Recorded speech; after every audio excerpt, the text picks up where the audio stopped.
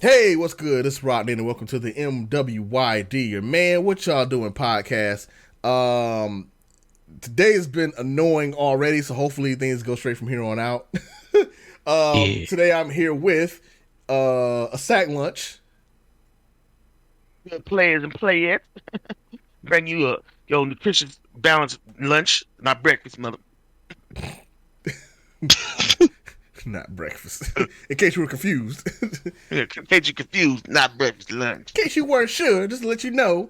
And then also I'm here with Carnage. you know what it do. You know how he be. He bring the carnage to these city streets It's streety meal. with a sack lunch. With a sack lunch. Carnage with a sack lunch. And I am rocking it, and I lost my hair pick. What the hell? Is it not? It's not my hair. I'm looking on the camera to make sure I didn't lose it that way. I had it in my hair, now I can't. You know what? Whatever. It's fine. It can be. It can stay lost for now. It's not even that important. Yeah. I'm rocking it, and I'm here, and I don't have my hair picked. All right. So yeah.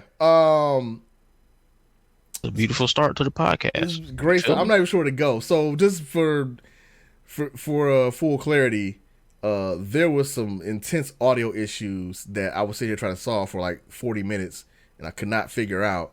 And I was about to like reinstall my entire operating system, only to find out after one Google search, oh, I muted OBS. Google is your friend. It is clearly because it kept me from deleting my entire hard drive. That would have been real cute. No, but yeah, Extreme troubleshooting. it's because it was weird. Cause like I'm like I've recorded this entire week, had no problems. I'm not sure why it's gonna be problems now. And then sure enough, is because I just wasn't paying attention to volume settings. I didn't know you could mute it that way. So now I learned something new. Now I know. Yeah, so it's been an interesting couple of weeks. There's not a ton that I've been Uh, watching, but there's definitely, and I think you guys said you haven't watched a ton of stuff either, but there's definitely been some stuff I've been reading.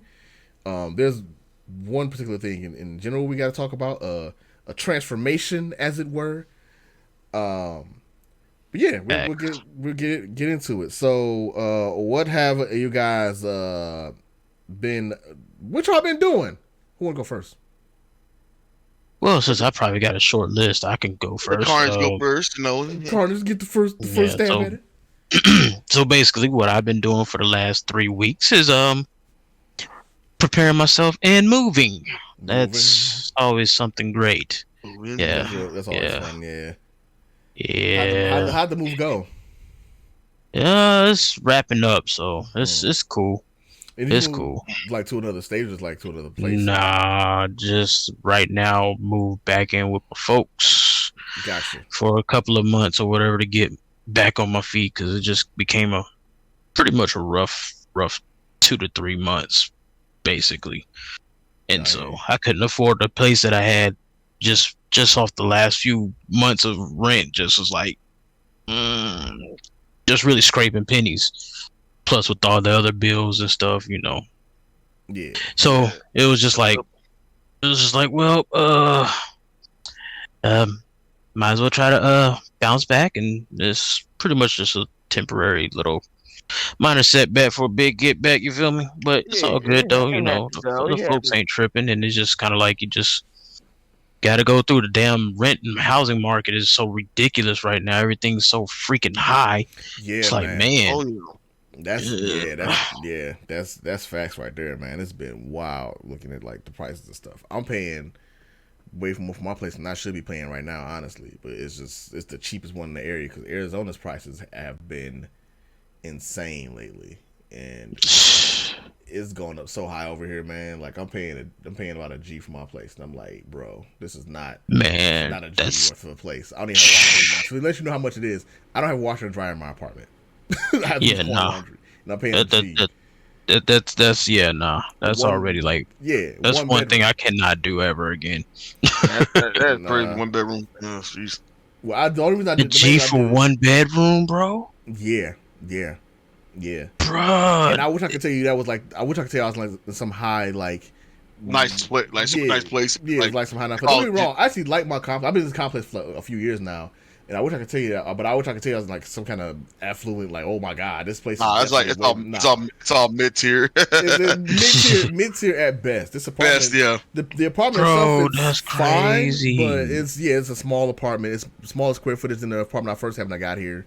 And yeah, no, it was the only thing that was like, I mean, I could have, to be fair, and not to put my business out there, but I could afford more. But I'm trying to be frugal as it is anyway, because I'm like trying to, I'm yeah. Not everybody wants to pay. Yeah, everybody wants to pay like $2K for a place with one bedroom just because you can. Yeah, like for me to get like a one bedroom here that was like more on a level would have been like $1,300 a month, and I'm like, nah, I'm not doing that right now because I'm trying. Man, that's just crazy, bro. Yeah, that's freaking crazy. It's the general price of the area. You come home, you walk to your house, you turn on the light for like 30 minutes, you turn it, eat your dinner, turn it off, and you just lay in the dark. And he's like, sitting there like, well, I guess it's time to go to bed until I get up for work tomorrow again. Right. Or I gotta work 8 jobs just to maintain a place, man. Screw that. Right. Man, it's more likely than working yourself into the ground, man. And unless you're doing something you really love doing, I can't see myself working myself into the ground 2, 3, 4 jobs. Not like that. Nah. Hell nah. No, that's part of the reason too. That was like just to barely make rent and shit. Nah, bro. Yeah. No. Well, that's part of the reason too that I decided to take this place because like right now I have enough. I'm able to pay rent here without having to work a day gig right now. So that's the main thing. I'm working on my business stuff, and so I'm like taking care of that. But I don't have infinite resources. I got a certain amount of time. The shit got to kick off. So, it's got to get off and popping, or we're gonna be in some trouble. Let me turn my phone off real quick. Not turn it off, but let me turn my phone on silent. Just realize it was on. There we go. So we had that beeping going on in the background. I apologize for that. What beeping?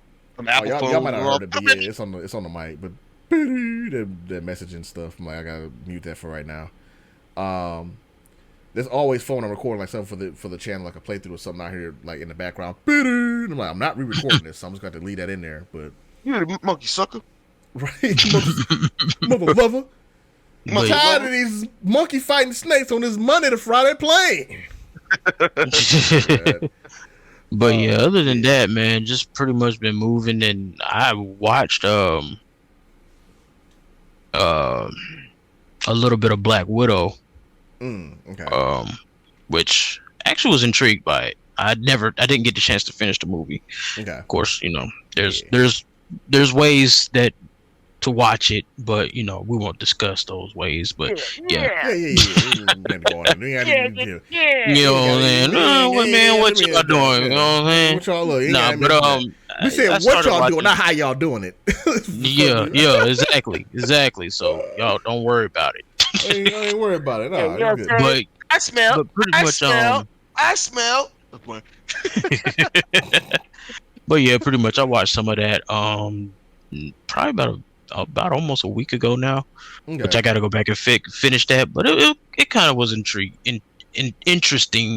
storyline to say the least.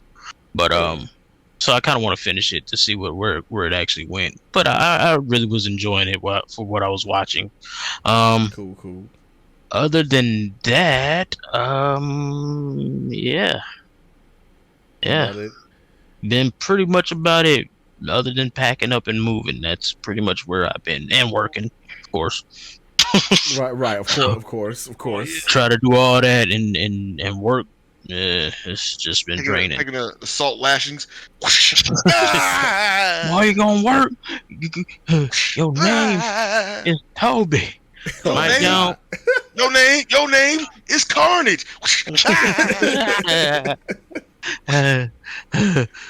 Mike Jones. My job. Mike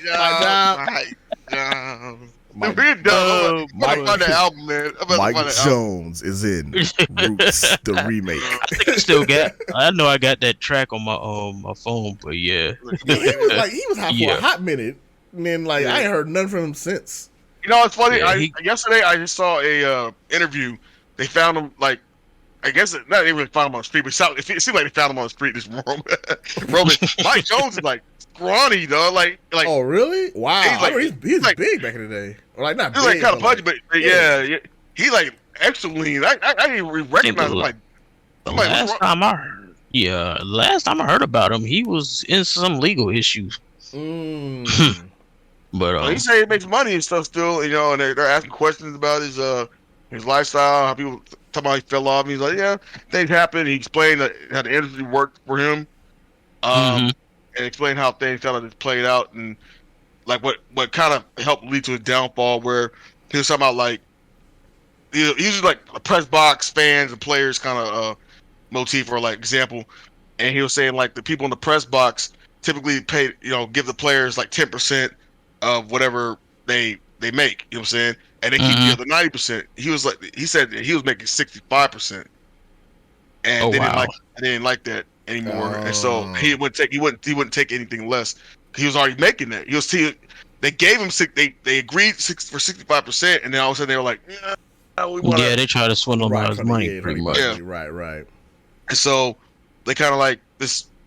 Say that's it, and It's like he's fell off the planet pretty much. It wasn't like his choice, Yeah, but they stopped pushing him, pretty much. yeah, they stopped I promoting mean, him. they'll do that. And that's the thing about it. Like, once these corporations, like, once you step out of bounds, then they will just be like, oh, well, you know, it's time for you to go. You didn't want no. Yeah, he was nah, saying no that they're feeling going there. to find more people in the fan boxes who are willing to take that 10%, and that was the thing.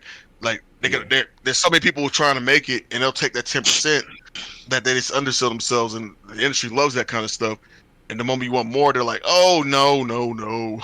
Right, You yeah, know what I'm saying, we yeah. want you to survive off this little 10%, and you're like, "Nah, I'm doing 90%, 100%, almost 100% of the work, or I'm doing like 80%, 90% of the work. You ain't doing nothing but promoting me, you know, which is a lot of work too. But you know, you're making the music and actually going to the shows and No, doing all this yeah. stuff here, you Right. know, and you know, they're just kind of have the money to push you out there, but that's about it. And to say that they deserve 90% and you only get 10, he's Nah. like, that's Yeah, like, nah. Nah. But the thing Yeah. that's what like a lot of like labels and like companies and whatnot.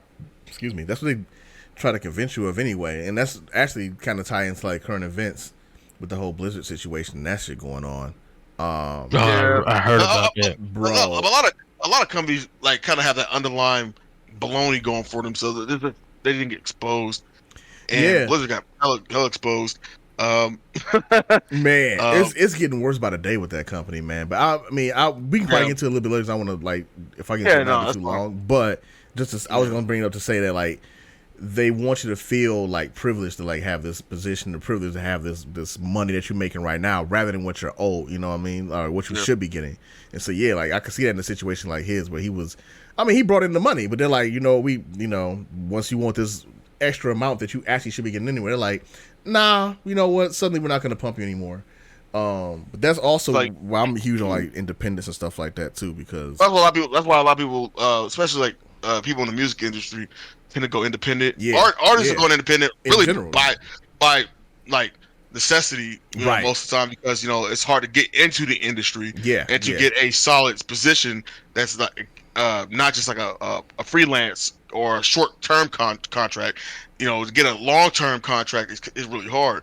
So a lot of people do independent stuff anyways. Patreon, you know, Gumroad, things Yep. like that to make Yep. their side money. They stream. You see, you know, yep. artists. Unfortunately, artist streamers don't get paid as much as nearly like game streamers and like spicy content streamers. Oh, that's You know what I'm that's saying? another discussion. Yeah, I get Yeah, you. you know what I'm saying? You know, artists they get undercut, and nobody wants to go view them, and then they want stuff for the cheap, and especially, you know, and that's again another hit at artists being like that. That's why artists starve, because they don't get appreciated. Yeah, Basically. everybody wants the services, and everybody wants you to do this and your tips and Bro, tricks. oh They don't man, want to For yes. free. Yes. Little, Free. you know, draw me a picture, draw me a tattoo. Yeah, you can't eat off of this Design like me a someone- logo. Yeah, hey, can you that- draw me a I've logo? I've Can you got that draw so me a many logo? times. You look at them like, and you give a price, and they're like, "Oh, yeah, I was hoping for like $40."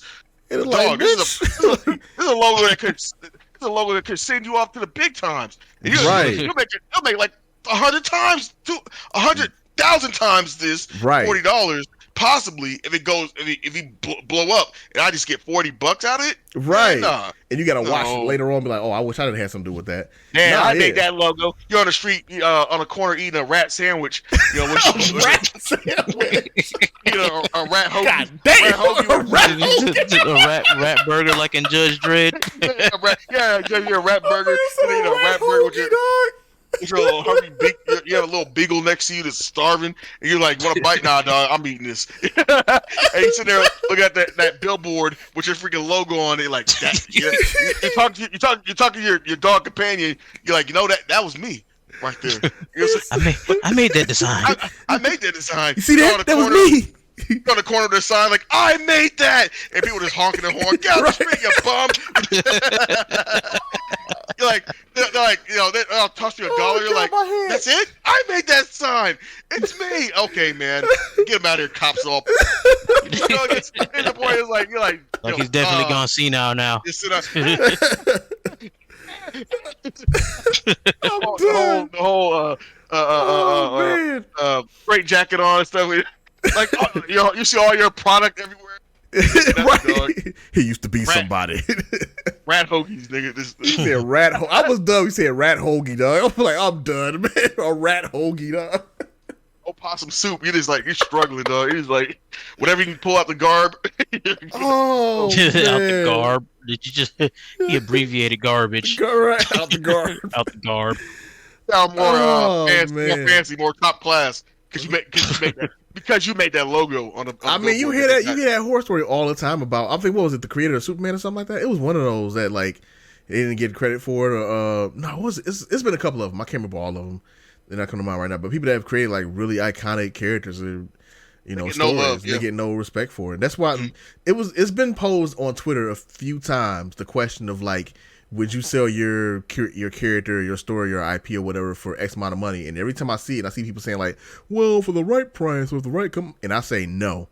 Nope. Yeah, because you keep that identity. Yeah, and the thing is, like, the reason I say that because if somebody is willing to buy it from you for an exorbitant amount of money, that should tell you right there that you have something that you can sell, that you can do and make. It's worth it. That you have something right there on your hands, like, oh shit, you want to pay how much for this?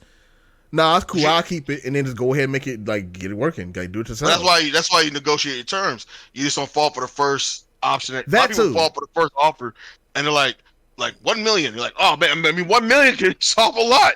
You know what I'm saying? And the thing is, too. Oh, go ahead. And the other thing is, people don't.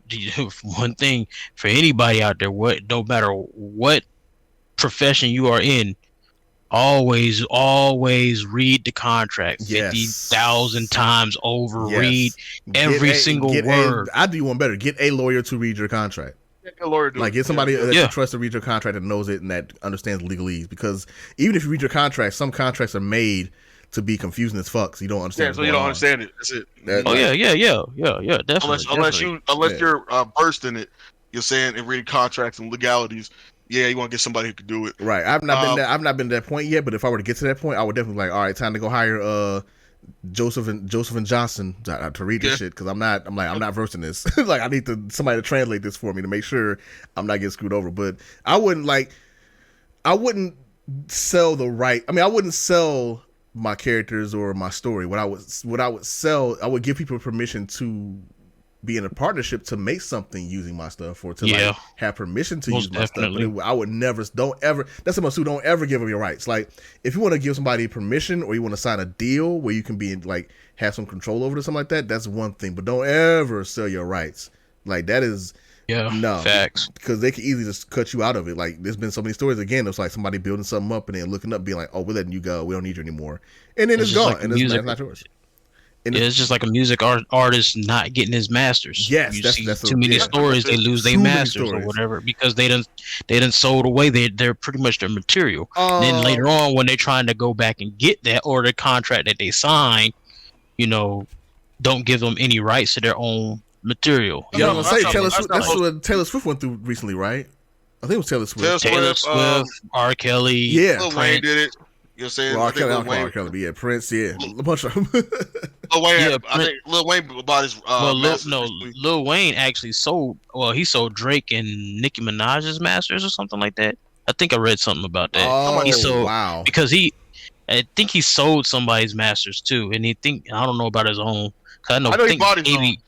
I know Baby owned it for a while or whatever. Or Yeah, he bought. something like He that. ended up buying it, getting it because it was like he had no control, and Baby had control 100%. Yeah. Yeah. So There's a couple artists that bought their masters. Who else bought their masters? God dog it. I know Prince. Had his masters. He didn't own it. That's why he came out with the whole artist formerly known as Prince. With that whole moniker, whole identity. It's because they took they had all of his rights to his name. Basically, I didn't know that. Okay, I didn't know that actually. Then he ended up getting his masters back or something like that. Yeah, so he ended up owning his masters. That's why now you can't see nothing about. They usually cut with people though. A lot of times, as a fresh new artist, you're caught up in, like a deer in headlights. You know what I'm saying? You're like, you sit that money look real good. Yeah, the money. It looks nice. You get the lavish lifestyle, and then as you get older, you start realizing, like, wait a minute, if I own my masters, I can make even more. Say because I already have the status now, I can push it myself. You're saying, and when you own your own masters.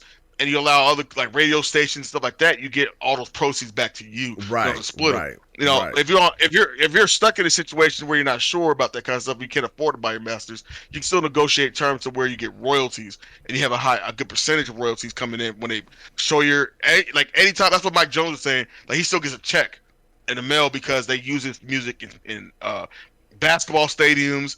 Like they'll use royalties. Like, right. Yeah. And so. He's like, I still get a check, and people don't realize that. Residuals. Residuals. That's it. Yeah. Residuals, not royalties. Residuals.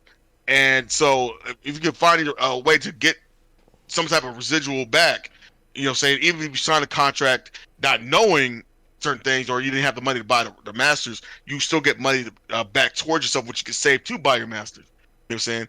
You're always going to get a check, and so that's what you always want to do is have revolving income. Always getting money coming back to you, right? Whether you're making music or whether you're doing art or not, you know what I'm saying? That's one of the hardest things for people to do. Yeah, so you're pretty much better off like lending your content to other people than like you said, partnershiping. Yeah, partnership. Letting people,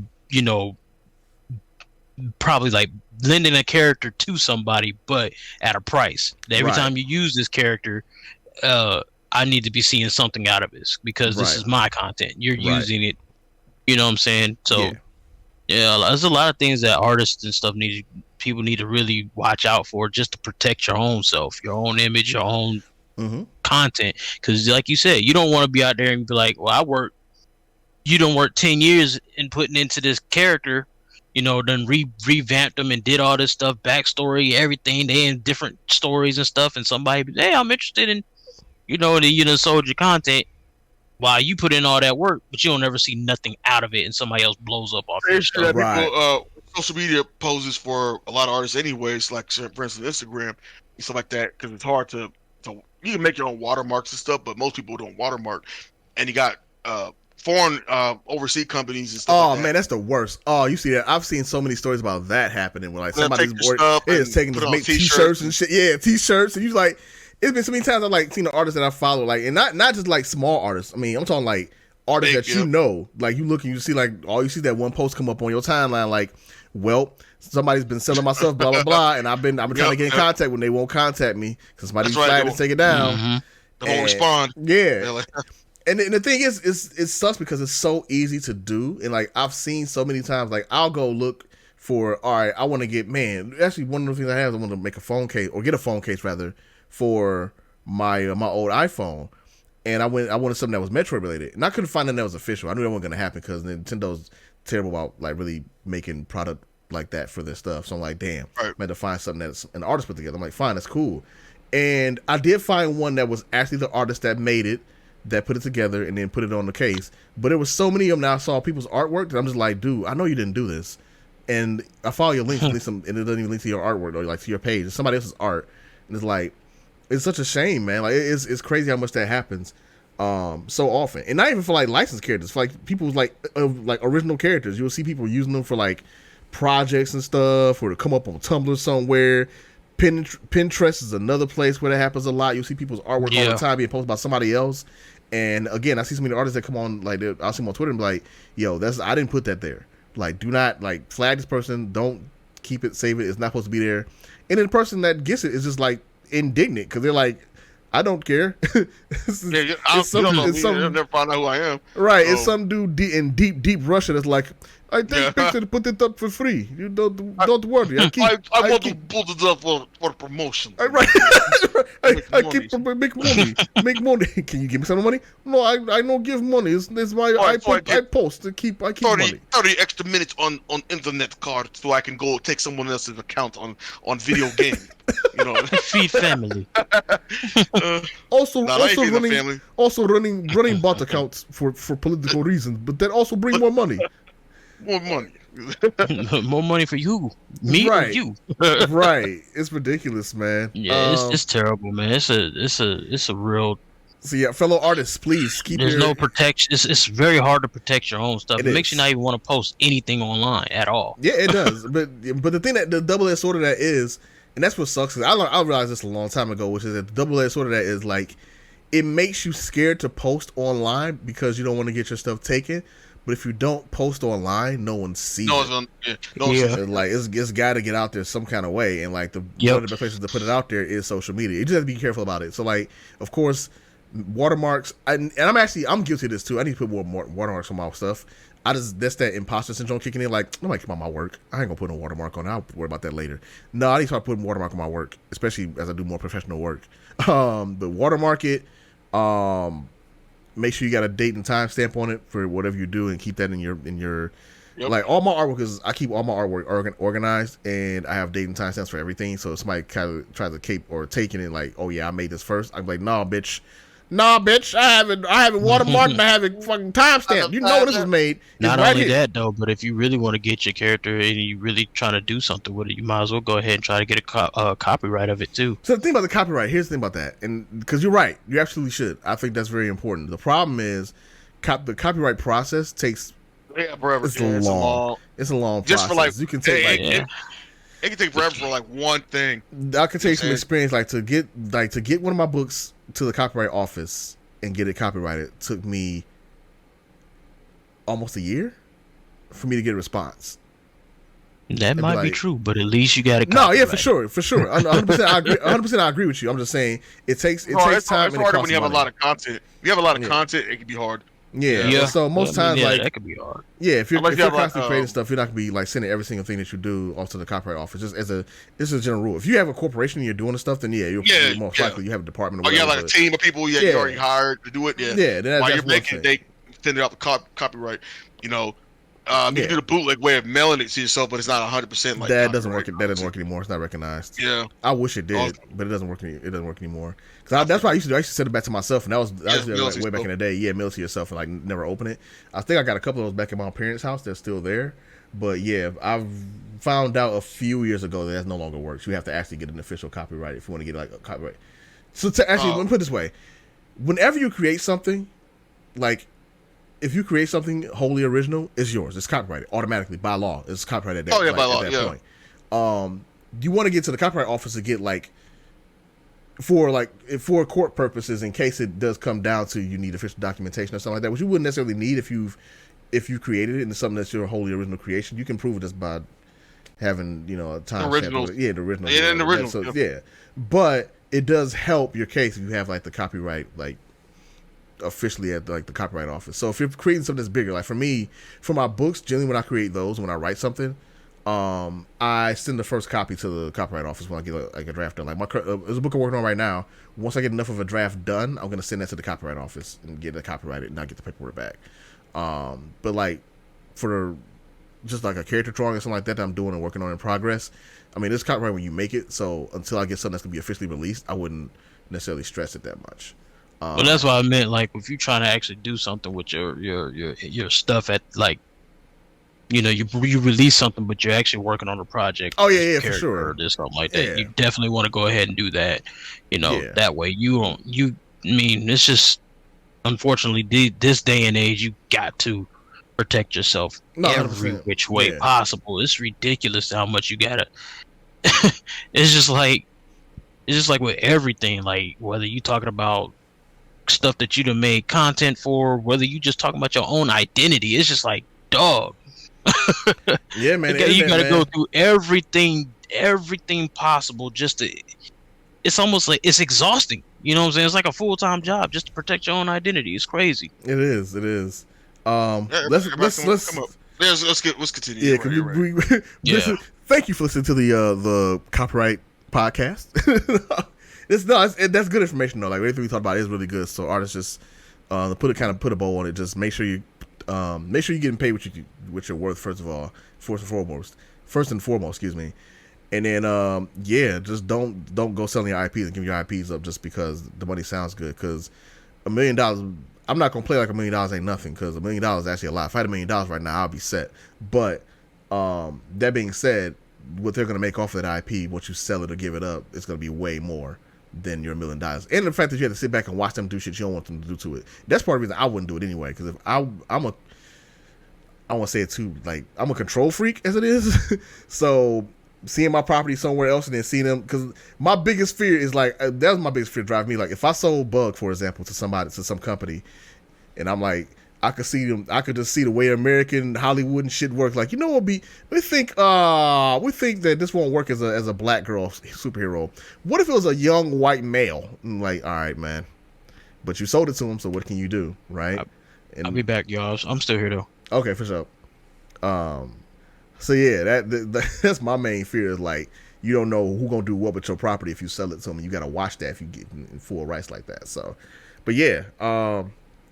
Anyway, so Carter said that was pretty much what he did. What did you do this past few weeks? Because we haven't been on in a minute, I think. Yeah. I mean, mostly trying to get my sleep right. But I hear you on that. Yeah. Battling that, man, and medication made me super tired, man. I ain't been able to do much of none. But in regards to, let's see, let's start off with live action. I started watching The Purge on Hulu. Is that a TV series? TV series, yeah, because they had a TV series. Right, yeah, okay. I forgot about it. It was pretty good. The first season was pretty good. Just saying. I'm on the second season. Okay, as a question on that, is it because the Purge movies, the two I saw, I'm pretty sure I saw two of them. Either one or I know I saw one for sure. Yeah, I know it's more than that. I just know I seen one or two of them. I'm like, this ain't my jig because I'm like, this is dumb. But that being said, is the show better than the movies, or do you think they're like? What do you feel about that in general? Give a little bit more insight on why people get purged, why people are getting purged, and what caused like this person hunting this person.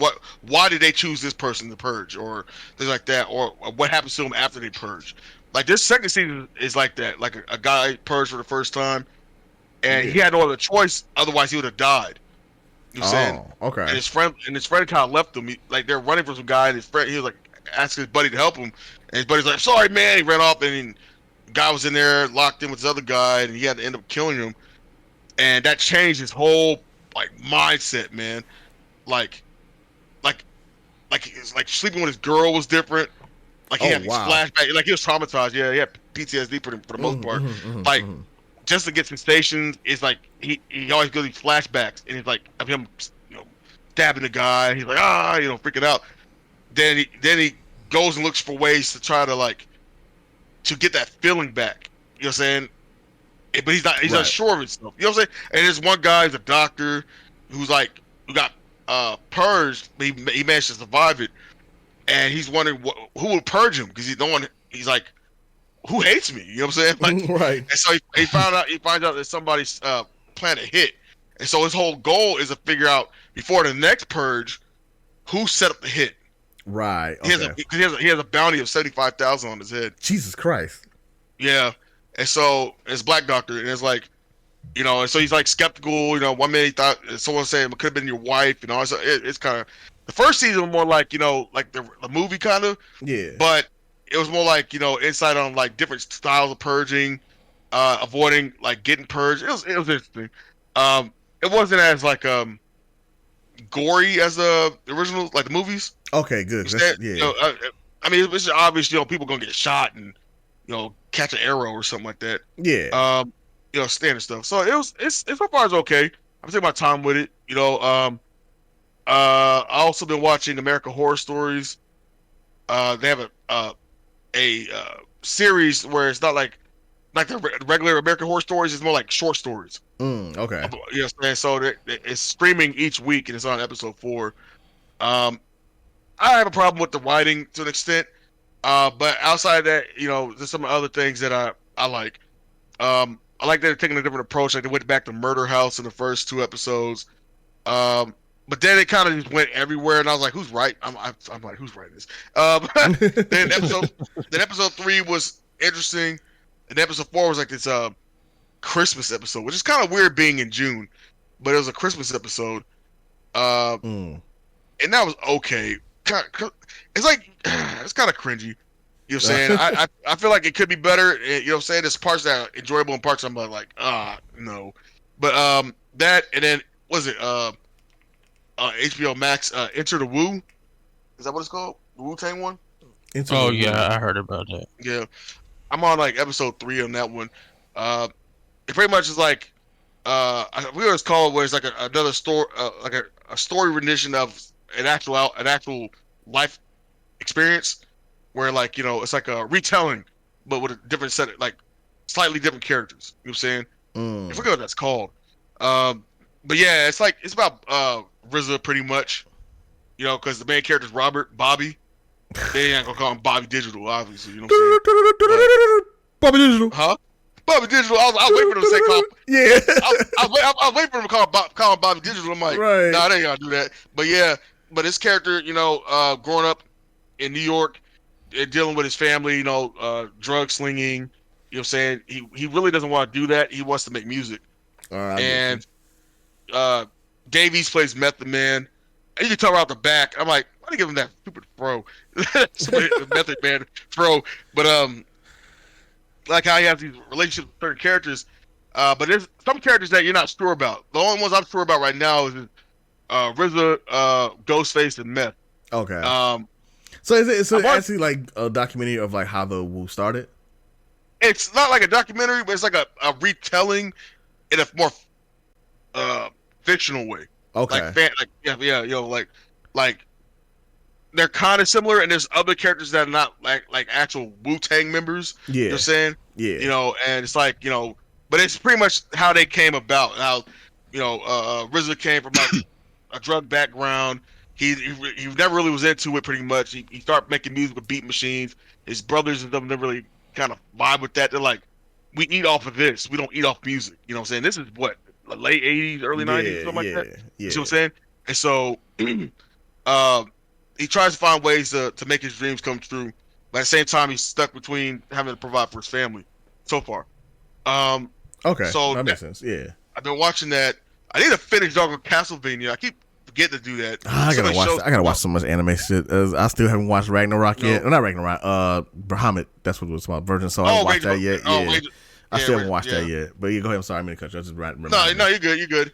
I'm trying to think of other live action. I think I started. Well, MODOK's not really live action, but I started that, and I started. Oh yeah, what do you think about? So you watched MODOK? I haven't watched it yet. What do you think about it so far? I watched the first 2 episodes. It's okay. It's kind of okay. You know how you like how you like WandaVision for its like quirkiness and its weird 60s and 50s theme, like from the 50s and 70s. Yeah. MODOK has this sitcom vibe to it. Yeah, that's kind of what I'm getting from when I saw previews. Yeah. Like look at the crowd. Whoa, oh, kind of thing. Like Oh yeah. It's kind of like that. But he's not really like breaking the fourth wall, talking to the audience. But it's like you expect the audience to be like, "Ow!" and like, yeah, every once in a while, like, and he makes like cheesy jokes, like like it should be like Seinfeld and Friends and all these other type of shows that kind of merge, but it's about villainy. Villainy. Yeah. And, you know what I'm saying? He's trying. He has a family, daughter, wife. Yeah, that's what kind of I'm like. Okay, that was like MODOK, but all right. Like imagine like Venture Brothers. Yeah. Like, okay. When you say that? That's a high bar. That's like, okay. Yeah, I get you. Yeah, like the Monarch, Dr. Girlfriend, like, my plans have been foiled, kind of thing, and it's like, I gotta find a way to get Dr. Venture. It's like that. And then your henchmen are like regular people. Like his henchmen are like, hey man, did you take out the trash? Oh God, I forgot. well, how am I supposed to do this? And no one takes out the trash. You know, like that kind of stuff. Yeah, so it's like very yeah, different so, brothers. Like I get you. yeah. So it's very like slice of lifey in a sense for villainous MODOK. Okay, that don't sound that bad. Then I might check it out. It just, but I saw the ad. But I saw the ads for it. I was kind of like, it didn't make me laugh. And I'm like, usually your ads like when you put like some of your best jokes there. So I'm like, I don't know, but maybe I just kind of gave it. I mean, I didn't give enough of a chance. I might check it out. Is it what is it? What is it on? Is it on Disney Plus? Hulu. Oh, it's on Hulu. Okay. Oh, that's weird. I think it's Hulu. Yeah, that's weird. It's on Hulu because that's definitely Marvel. Oh, yeah. okay. I mean, hey man. Yeah. Yeah, do what you gotta do. Yeah. No. Okay. There's something else I was watching. I can't.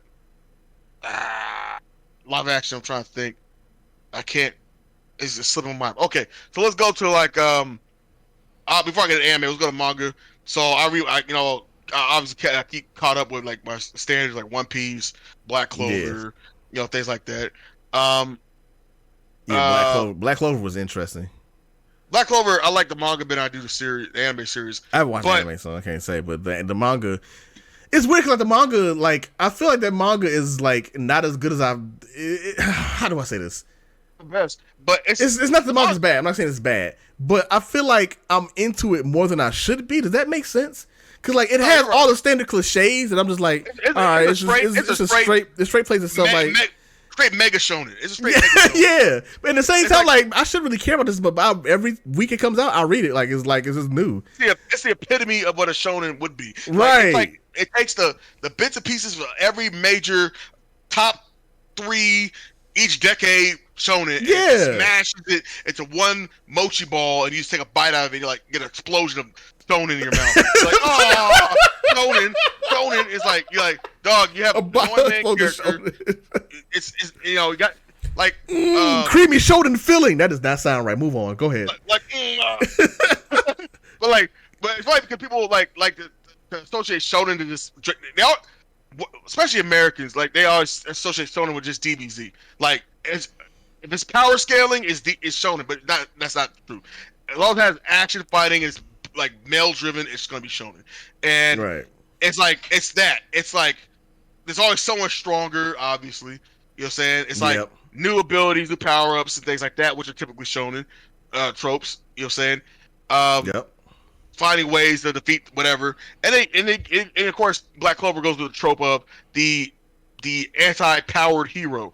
He really doesn't have any ability, but he has this one thing. Right. There's only one ability. One thing that trumps everybody. Like you know what I'm saying? Like, but he gets waxed. Don't get it wrong. Don't get twisted. He gets waxed. I will give him that. Yeah, like I like the Asta actually does get waxed every once in a while. Like he does get shown to do it. And he has to rely on his demon in order to do what he has to do. Even though he has anti-magic abilities, he needs that demon form to bring him to the level of like S-class, A to S-class level demons. Right, right. To be even compete, you know what I'm saying? And he can't hold it's just like Ultra Instinct, things like that. He can't hold the form for very long. Right. So he has a short, limited time. Man, it really is like just all the shonen like tropes thrown together. It's so 100%. That's why I'm like, I shouldn't like this as much as I do, but I do. That's weird. It's a weird guilty pleasure. That's why I see why everybody likes it. It's to me, Black Clover is the ultimate shonen. You're right. It's a combination of all these years of shonen writing, and this guy probably just read nothing but straight.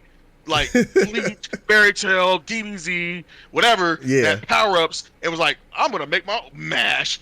Like at first, when I first saw it, I was like, is this a guy from Tite Kubo's artistry group? Because it looked like Bleach at first. I was like, what the heck? True. And, you know what I'm saying? The way the fingers are and the hands and stuff like that, and the body types are kind of lanky and long. You know what I'm saying? Like, and then the whole like outfits are very like Go Tai 13. You know what I'm saying? Yeah, they really are. You know what I'm saying? You know, and it's you can't go wrong with it because it's a true shonen. But I wanted to talk about Chainsaw Man. In my opinion on that, I binged read that. Oh, okay, you just read it then. Yeah, I read it straight through. It's not that long. It's not. Kind of longer than what it was. Yeah, it's not that long. I read it within a few days. That's like off and on breaks, and I think it's mid. You're saying if I had to put it anywhere on a ranking between like low, mid, and high tier, everybody's trying to slap it in high tier because they have this over expectation of things. Yeah. I think it's mid, and that's because of my experience with manga and anime. It's a mid shonen because again, it still falls into your. Some people try to say it's not a shonen, like content creator West Live said he doesn't feel a shonen. It's more like shonen-y, shonen-esque. But it's straight shonen. Main character is derpy and dumb. Yep. I'm saying, like 100%.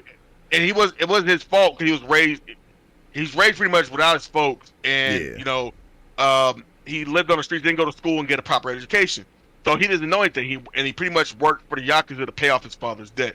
You know what I'm saying? Right. And you know what I'm saying? So knowledge, he's dumb as a box of rocks. Completely. You know what I'm saying? Completely. But it's like I sat there and thought to myself, and everybody's like Jujutsu Kaisen because they don't know how hyped Jujutsu Kaisen, and I get it because Jujutsu Kaisen has great. They did great by coming in with the anime for a lot of people who weren't familiar with it before, and putting that candy out there, and everybody's gloss-eyed, like, oh, and so they're like, oh yeah, it's so dope, right? And I love Jujutsu Kaisen. Like I'm reading it to catch up. I finally passed the part where the anime was. Right. I read from the beginning, went up, so I finally passed that. It's a lot of dialogue, more than I expected.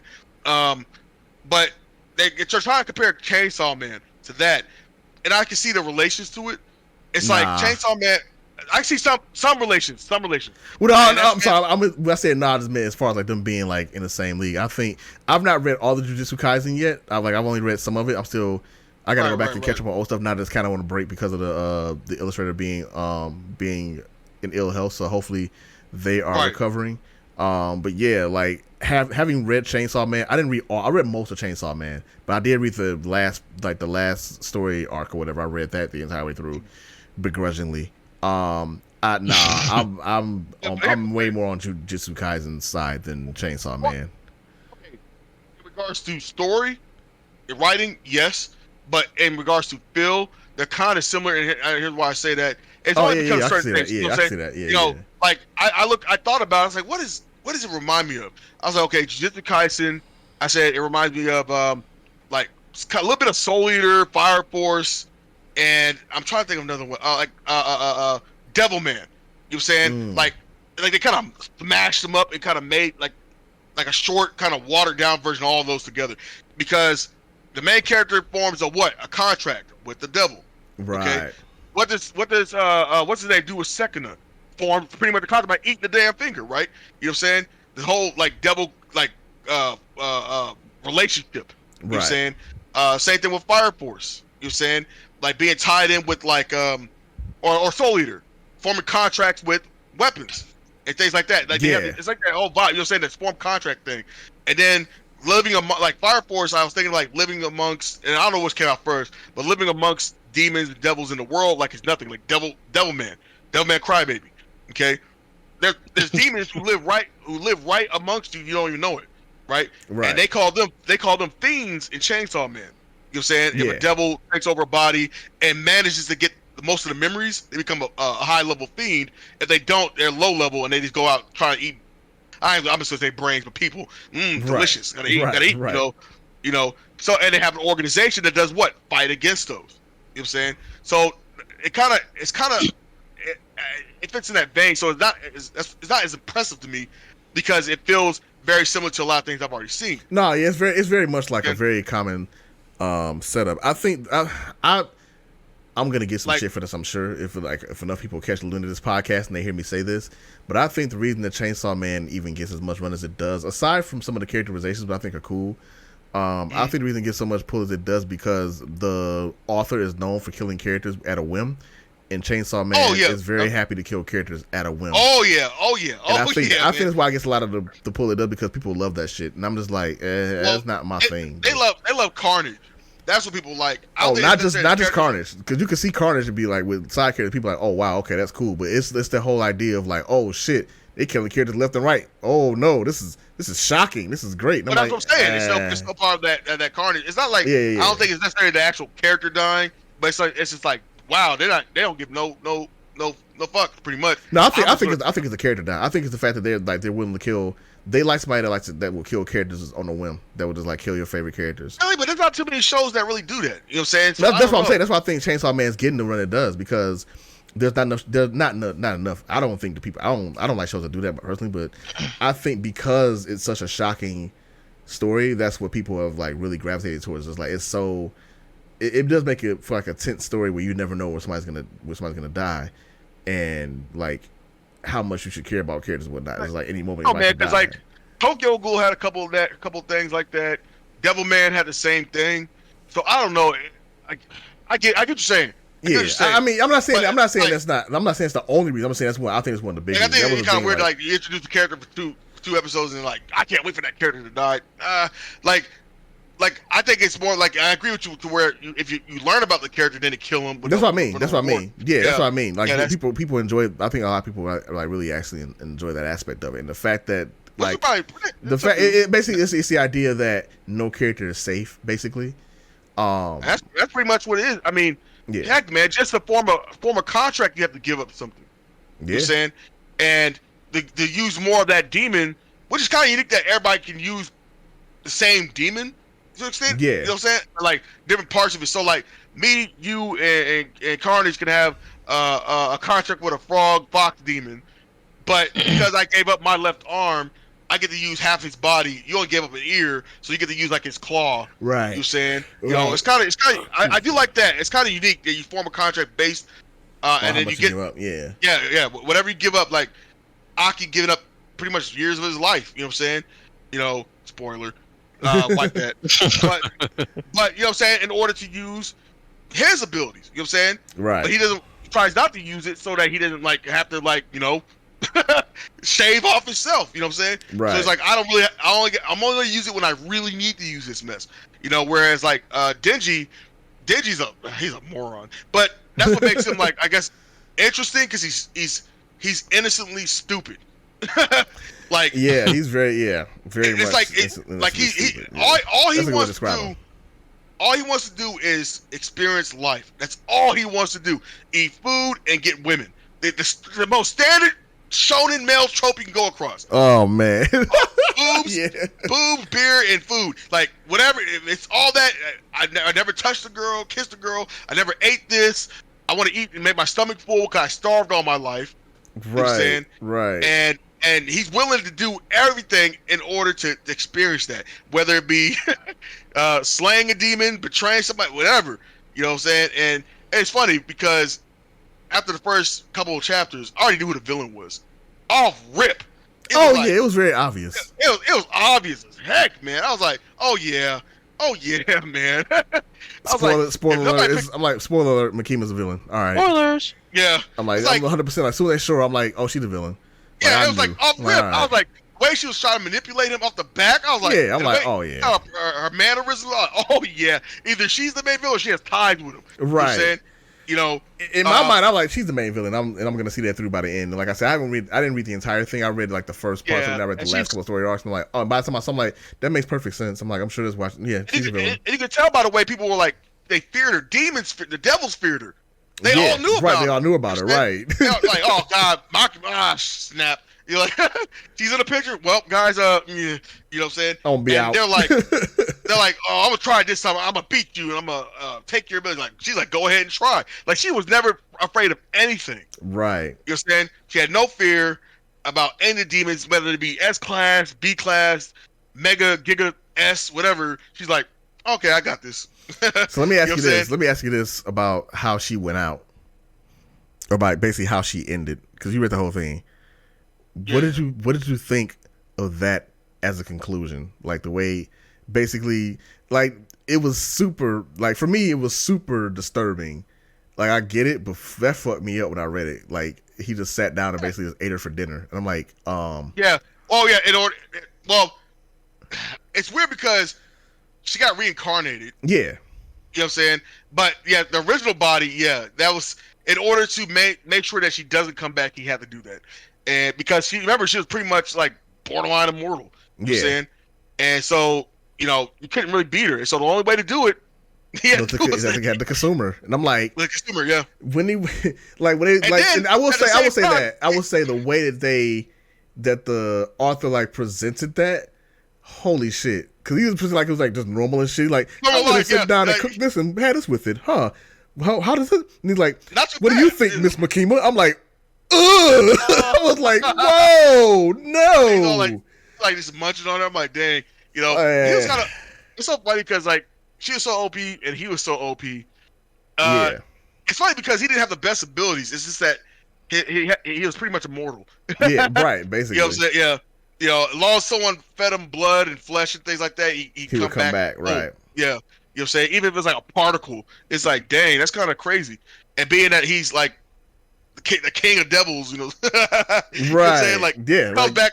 It comes back once every 1,000 years. 1,000 years, yeah. Yeah, that's why she was all hyped about him. I'll be honest. I think part of me is just mad because of what happened to Power, and that's all it is. Yeah, Power got fucking because that's my favorite character in the. At first, I didn't like Power, but then after a while, she grew on me. Yeah, like at first I was like, oh, she's just that annoying side girl character, and then she actually like I'm like, she being written pretty well. But then I learned of the author's like penchant for killing important characters, and I got scared. And then I'm like, all right, I'm gonna start reading before I came back. And things seemed to be going okay. And then like soon as that they showed it and they did, I was like, no. And I was mad for like a good month reading that shit. I was Power like, built that attachment to Denji. I knew it. You knew it was over. Yeah, I should have known. I should have known because I should have known. But I want to she was willing to sacrifice herself a couple of times when they were fighting. Yeah, you know what I'm saying? And first it was like she was coaxed into it and threatened, but then she willingly started doing it. You know just to give you an idea, like basically, like you know how like a lot of shows will like threaten to kill a character and like you know they'll get like to the brink of death or something. They'll have like their final speech or some shit like that, or you know like the you know I always thought of you as a friend kind of moment or whatever. It's none of that. She straight up she goes to open the door. She goes to open the door and the main villain just fucking just. I was like, puts not just like kills her, puts a hole through like not even a hole. I'm sorry, rips most of her body away. All that's left is her legs. Yeah, like straight up just completely off. That shit, body, obliterates the whole upper body. It's like, yeah. And I was like, and me being me at the time. My brain was like, oh, but she could like regenerate or some shit, right? her whole upper body is gone. I'm like, she can regenerate though, right? Yeah, she ain't Denji, right? Man. No, she ain't Deadpool. Like she ain't none of that shit. No, she was. Denji's like Deadpool. That dude was getting Denji is turning like meat chunks and he was just a head or he was just an upper torso and stuff. I'm like, regenerate, yeah. You know what I'm saying? He was getting this stuff obliterated by like tons of devils, man. I was like, wow, okay, you know, man. Thinking about that shit made me, Aki was another. That was another one. I'm like, one that made me feel okay. Here's one that saddened me, and I was like, I wanted more development. It was the girl who was Aki's mentor. I can't remember her name. The glasses chick. I don't know. I can't remember her name either. Though. The one that was flirting with Denji is like, you know, pretty much. If you do this, I'll give you a kiss. And he's like, whoa, you know. And then she made a deal with him because, you know, Denji was like obsessed with Makima. And so she was like, oh, well, that's too bad. So how about this? You know, you set me up with Aki and I'll help you out with Makima. He's like, cool. Her character, I was like, I wanted more from, and it was like, nope. I was like, yo. And she was like, she let Aki, and I was like, dang. Pretty much everybody in that manga dies at some point. Except that one crybaby girl, man. She's the only one that lives. She's the only one that made it. She survived so long, man. Because like, you know, I felt so bad for her, but I'm like, I'm so glad she made it. Because I'm like, damn, she would have died. That'd have been too much. I think she was losing her shit the entire time. Like, it was something situation. I'm like, dude, like especially at the last little stretch where she was like had to like survive with Chainsaw Man. I'm just like, bro, please don't kill her. Cause like don't do it, man. Like this, she is too wholesome, and I don't want to see that'd be just the fucked up death. She went through some trauma. She went through so much. Man. I felt so bad for that character. You know about traumatized characters? She came in, she's like, all I needed was this money so I can help my family and get away, you know, move out and stuff and do my own thing. And then she lost her family, didn't she? Then they got killed. Yeah, they got killed. Like, goddamn, dog. She's like, bruh. She's like, this is the only reason why I came out here. She's like, I'm just trying to be at the regular unit. They put her on a special unit. Right. It was so. I was like, man, I give Chainsaw Man his props for like a lot of the stuff that it did do, but like it's probably like for me, it's not my kind of speed, and especially with like often the characters. I know people hate Fairy Tail for being like Nakama Power, but at the same time, that's kind of my speed. I like more stuff that's uplifting, upbeat. Don't get me wrong. I want some drama. I want some stuff to happen. I don't want to be someone when nothing happens. But at the same time, when like characters just die left and right, especially when you get attached to them, just for me, I'm like, I got too much shit going on in life to be like that scared all the time. I'm good. So it's just like, but I read most of Chainsaw Man. I did end up overall, even after I had my hissy fit online about it. I went on Twitter like publicly was like pissed. I was mad when Power. Oh yeah, when Power died. Oh god, I was. Yeah, I wanted a little bit more for Power. I was mad when I was mad at the author when Power died. I didn't say nothing to the author like that. I'm not that kind of person. I don't get on Twitter and I'm like, you know what? It's the author's choice is what he did. But I was like, at the same time, I was pissed. I was mad about Chainsaw Man for a minute. Then eventually I got over and I just read the rest. I'm like, okay, I'll just read the rest. And then it ended okay for me by the end of it. I was like, all right, it's all right. But it's just not. It wasn't one of my favorite reads because of that. But it's because it's just a mismatch of like what I want to read and what I read. Because especially from the way it started, I was like, I didn't think it would go that route, but then I read who the author was and I read more about their previews. I'm like, oh, I should have been looking at that. Okay. The way the final panel was, I was like, it seemed like it was going to be more.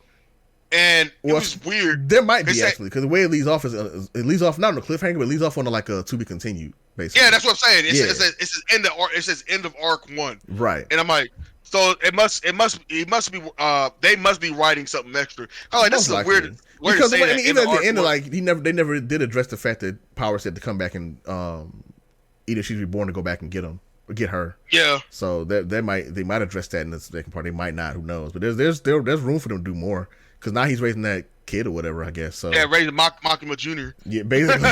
I don't know how that's gonna go. Shit. Yeah, raising her again is like which will turn out and it's positive. You know what I'm saying? Because she'll be a good person, I guess. Probably maybe. Weird because he's weird. Right, right. He ain't no father figure. Nah, not at all. But people are gonna be hyped about it because the action could be dope. That's especially anime. Yeah, it's gonna be super hype. Yeah, and the studio is doing it. Yeah, but go ahead. Continue. So I think manga wise, like I still got to catch up with some other things to read. But let's go to anime. All right. So anime wise, I need to catch up on Dragon Quest Die. I'm behind a few episodes, but I started watching. I got one day I'm gonna watch that. I swear to God, I swear to you, I'm gonna watch that. I swear. I keep saying that. I keep forgetting. I've been so much stuff. Yeah, it got to. It finally got to. It took about 40 episodes to get to the low budget stuff. You're like, there we go. But the low budget stuff is still okay. Yeah. It's still okay. It's like so the fight is okay. It's not Naruto low budget, huh? It's about there. Okay, it's like good. It gets there and it's like okay, yeah. But it picked back up a little bit again. So what's it called? I started watching Nagatoro. Don't mess with me, Miss Nagatoro. That's something like that. Yeah. One that Gambare Senpai, that trend is on TikTok. That was on TikTok. Yeah, right. Weeby girls. Yeah. I was wondering, where's this from? And I'm like, so I start typing that, and I was like, oh, this. Oh, I've seen screens of this.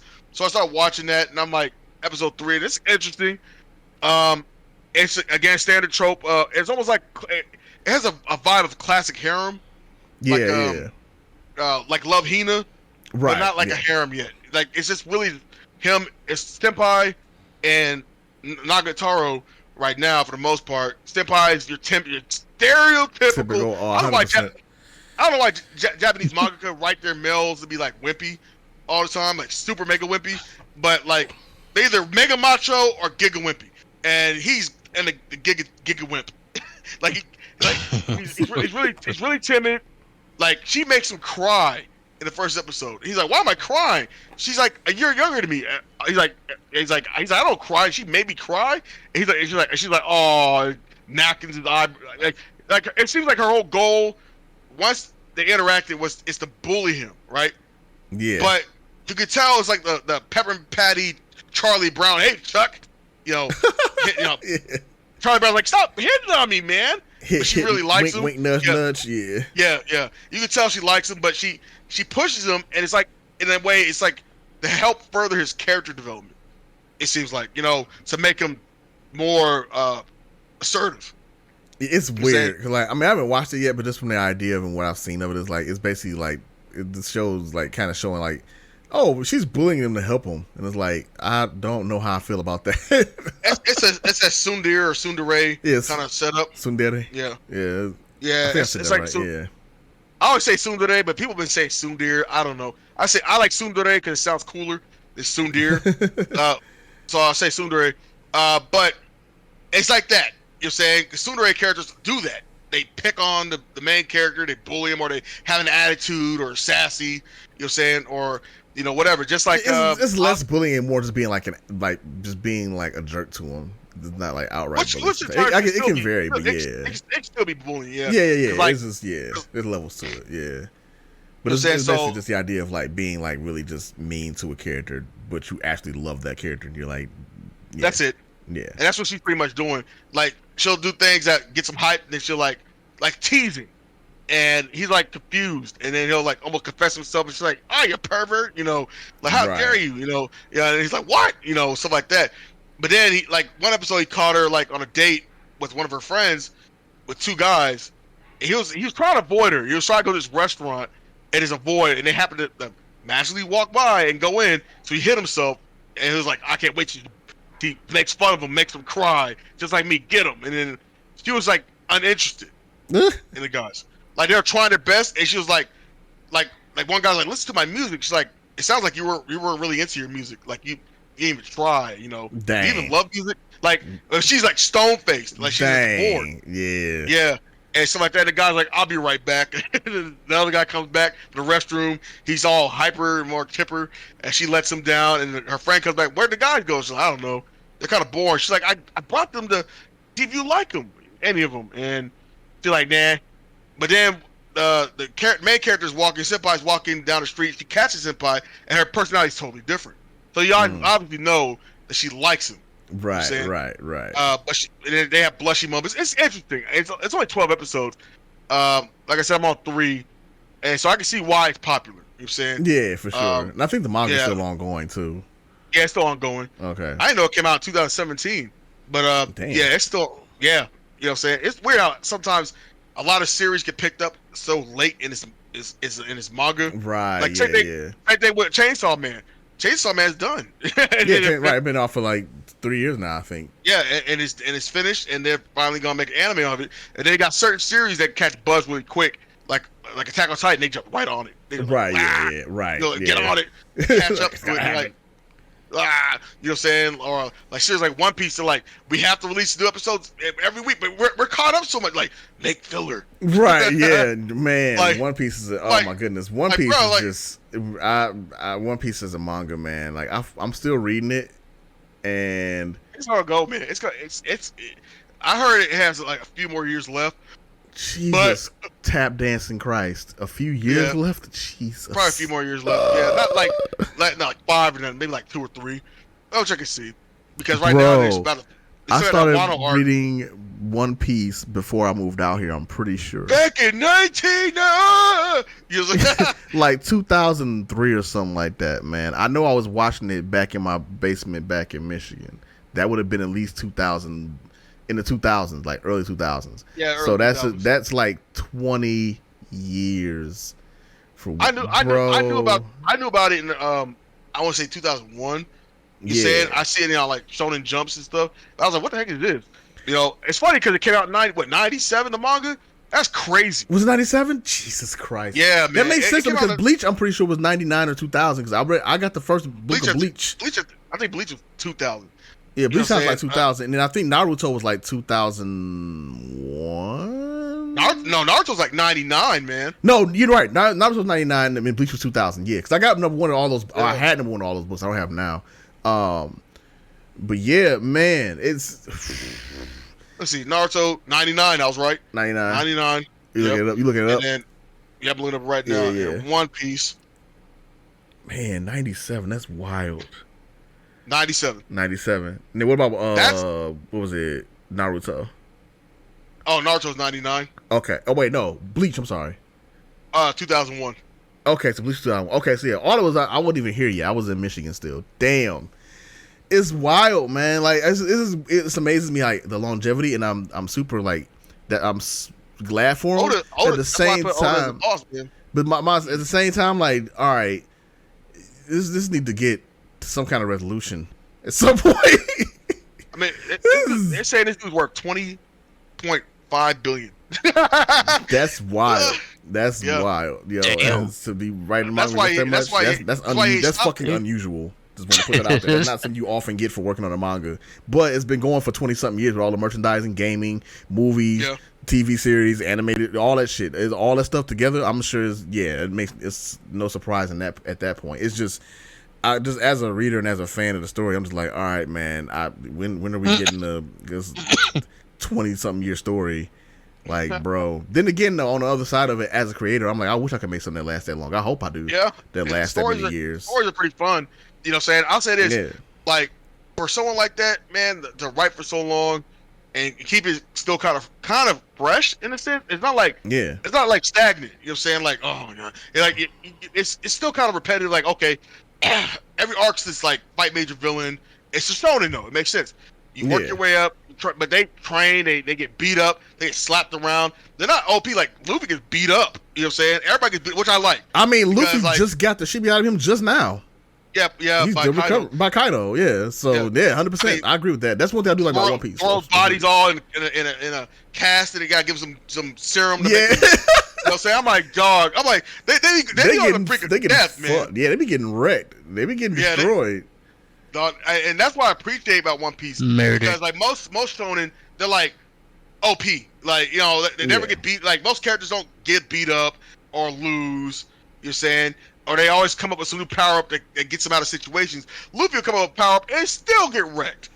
Like when he fought that Mochi guy from Cake Island from Big Mom's place. Yeah. And the guy who could stretch, he was whooping his ass. He was whooping Luffy's legitimate ass. I was like, wow, like, all right. keep bringing these forms. Your pistol hawk ain't doing nothing. I mean, actually, to that point, like the main villain of that arc, Big Mom, they couldn't kill her. They had to run. She's still around. Yeah. They're dealing with her now. Yeah, she's in Wano, and they still can't fuck with her. Like she's stuck between because that little Mochi girl that picks out the stuff off her face and control people. Right? Like, yeah, that's her. It's weird. I think she made Big Mom. I think Big Mom ate something she made, but because Big Mom doesn't want to hurt her, but she doesn't like the Straw Hat part. Right. Yeah, the Straw Hat's fucked up her whole plan with the whole wedding thing and all that shit. Yeah, and so I mean. It saved Sanji. Right. You know what I'm saying? I mean, you could have been a puppet, man. But, One Piece is wild. But you were saying it was animated stuff. Yeah. Okay, and then there's that one. I need to see, was it Tokyo Drivers? What's that? Is it some new show? Tokyo, hold on, anime. What is it called? I don't know if it's Tokyo. It's some brand new anime. A bunch of these male characters, and it's kind of popular. I'm already not interested. bunch of male characters. Oh, okay. Well, it's like cool male characters. They like, but for anybody that's listening and wondering, because I get the question, I am a huge fan and advocate of like female characters. I love female leads. I think this is fun for me to read. I couldn't really, honestly, I can't even explain it that much aside from the fact that just a lot of female people, a lot of women in my life that influenced me. So growing up, that's kind of a thing. Female people. The female people, that sounded so fucked up. I apologize. I'm going to say women. A lot of women in my life that influenced me. Just at some point, like I just became like really like, all right, I like female characters more than anything. They're fun to me. So I just enjoy them more. And like, and that and the fact that it's so like for the longest time, especially growing up and especially like when I got to like of age, there were so few black characters and so few female characters to actually like attach to. And on top of that, there were combined with by their problems combined, there are even fewer black female characters to like attach to. So it became a thing for me. Like whenever I see if you, I feel like there's more black representation of females. There's males sometimes, and then the males, if they do males, they're like goofy and dumb. They're never cool. They're always big lipped and general blackish. Like, wait, you're talking about like in anime and like manga, like it's weird. Like you'll have dark skinned female characters in a lot more of those. You get more of those, but then you don't. But the thing is though, you never ever get any dark skinned like leads, which. Yeah, you don't. But they don't have that.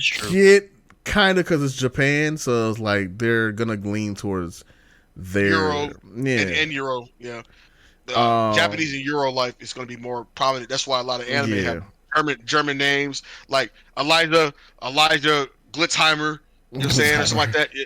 No, seriously. Like, I mean, or Ludwig Blitzkrieg. You know what I'm saying? They always have characters like that. They're either German, European, or they're like Japanese.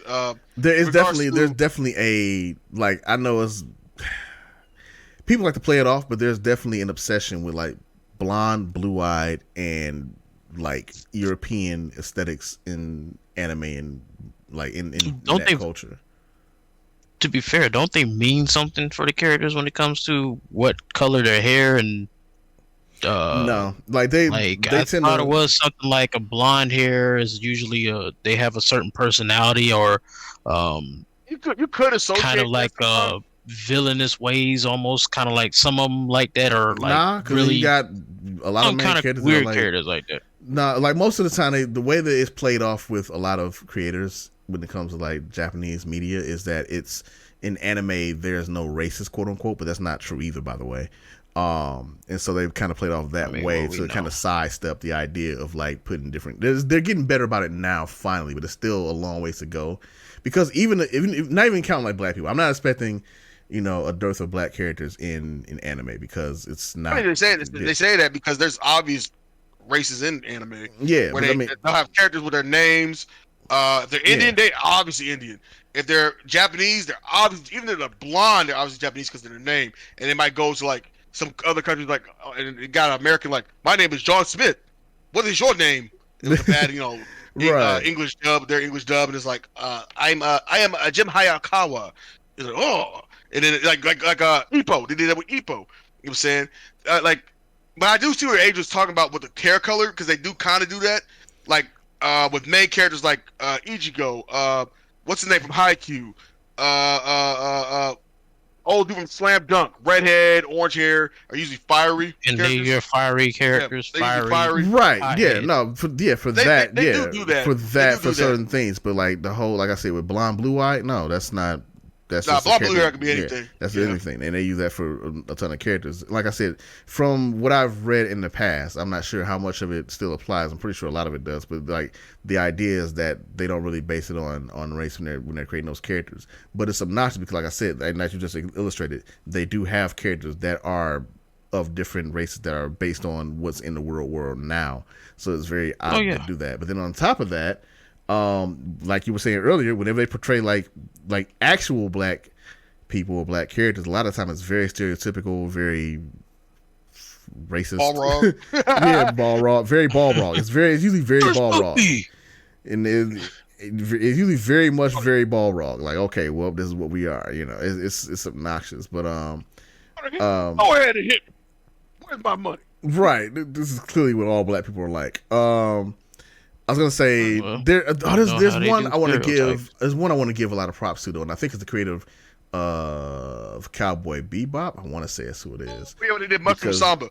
Yeah, that was good. Yeah, because like I think it's another series, a few series he's done or whatever, and it might have been like a manga. So I can't remember what it is right now. My brain is getting tired, but he went out of his way to put more color, like more varied skin tones and, you know, black people into his work. And I think that's something that's admirable and needs to happen more often. So I just wanted to interrupt with that because I thought it was really important. Yeah, like I remember when I first saw Cowboy Bebop, when I first saw Mushroom Samba, and I was like, holy crap, all these black people, they're still stereotype blaxploitation characters. Like, where you think you're going, Domino? You know, and like, and she had a big bow, and she had the cannon, but still, it was like, there were definitely stereotypes too, but it wasn't as like racist and like bad as some of the other caricatures are. It was like stereotypical, like I said, a boxer, Balrog. Yeah. Where's my money? Right.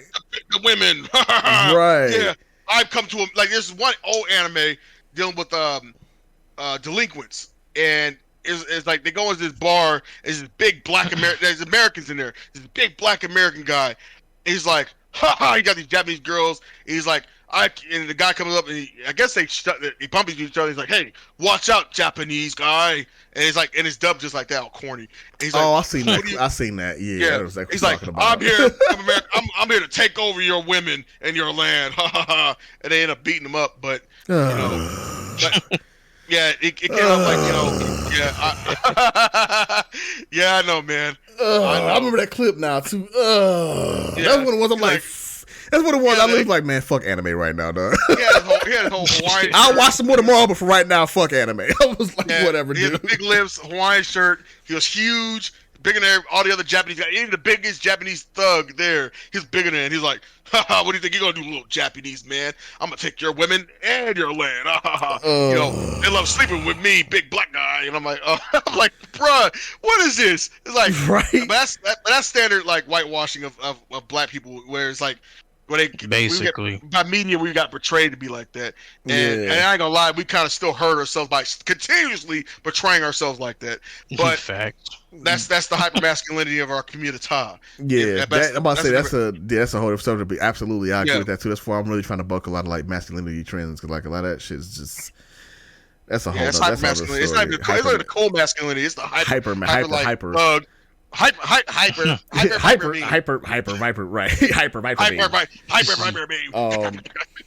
That's the Black Power portion of the podcast. I'm gonna cut you off. Go ahead. Yeah. The anime I was talking about was Tokyo Revengers.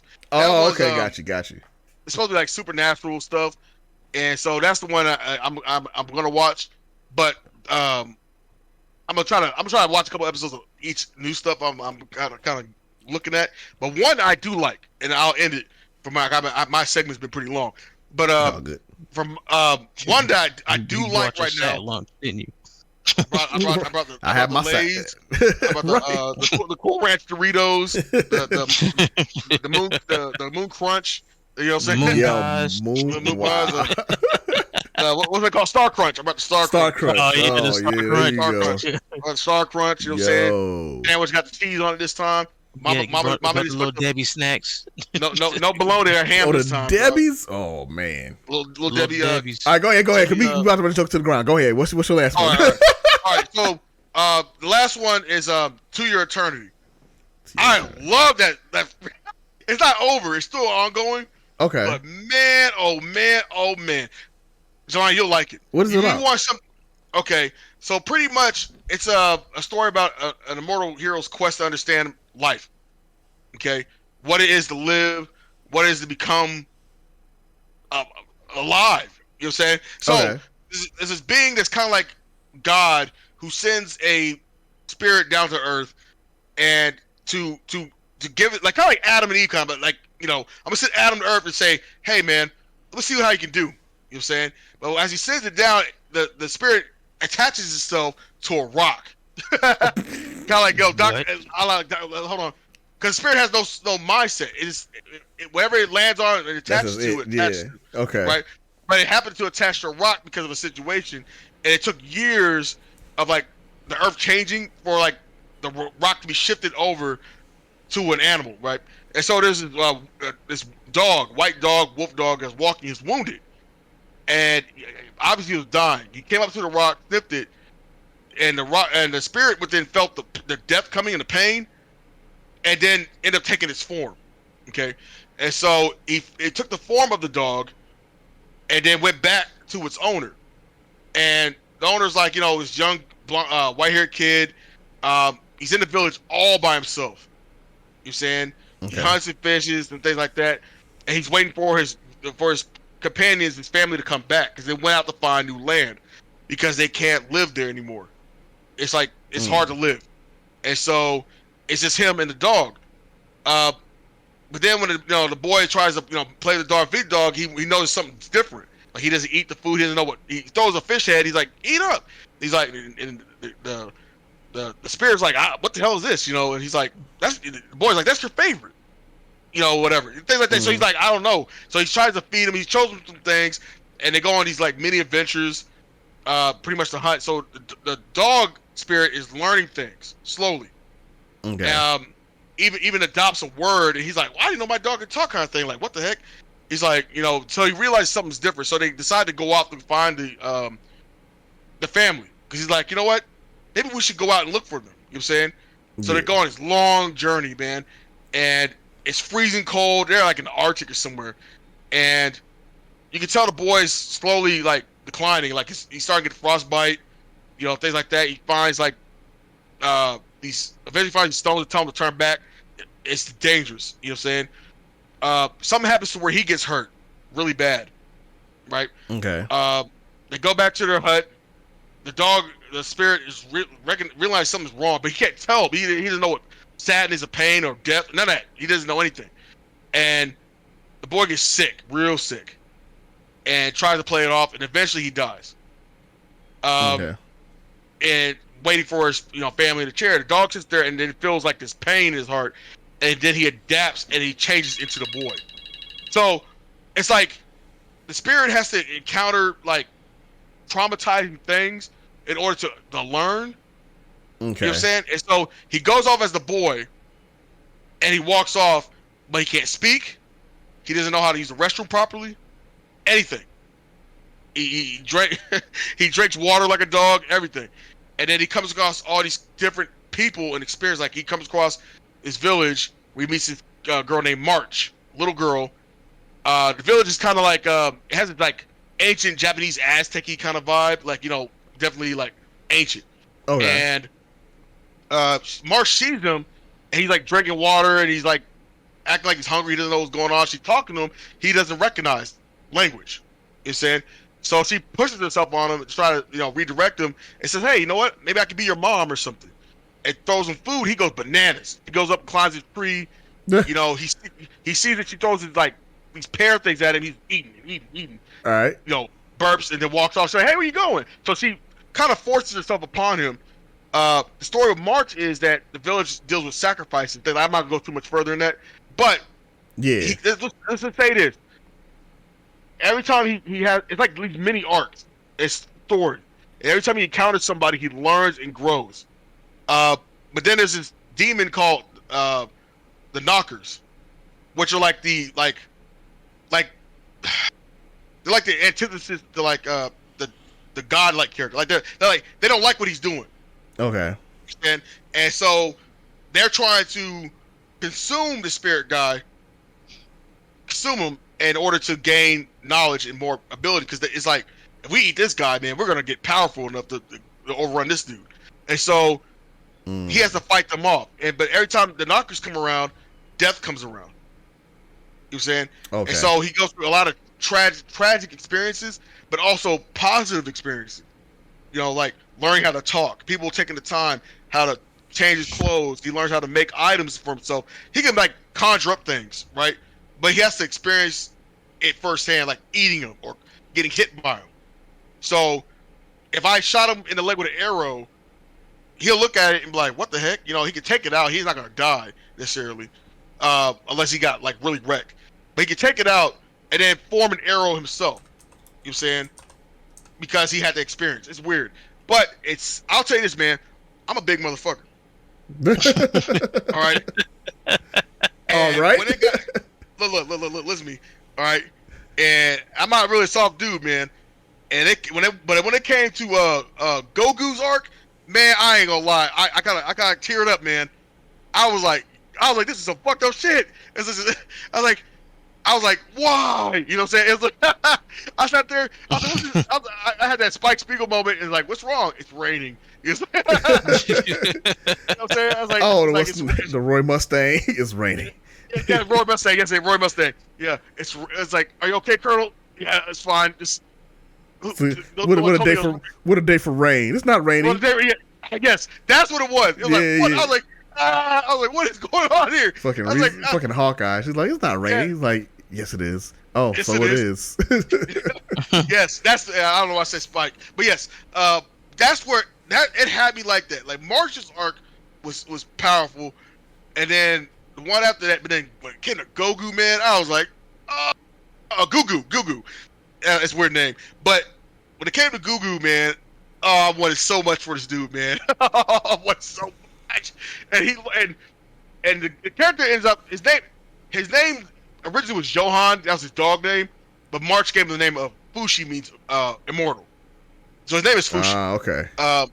And so, like for Fushi, that arc was very powerful for him. You know what I'm saying?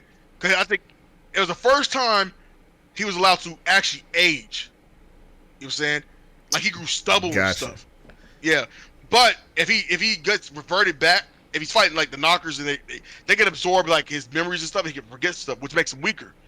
And if that happens, he reverts back to his previous form, and it's like almost starting back over. You're saying if he keeps losing, he'll revert back to just the spirit, the orb with no sense. Yeah, so he's kind of afraid. He's starting to realize death. He's kind of afraid of it too.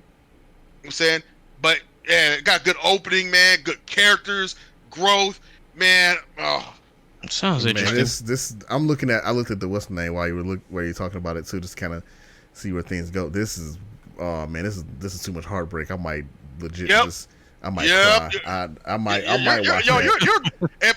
Like I said, if my big ass was here, I know. I'm going to ball. You're going to cry. Yeah. You will cry. For those that don't know, for those that don't know, and I've said this before on here, but I'll say it again just to reiterate. I am a huge soft baby. I'm a huge soft baby man, very emotional, Charmin. and I'm shit. Pampers is tougher than me when it comes to look. Motherfucker, I cried at the end of Raya in The Last Dragon. That was a happy ass ending.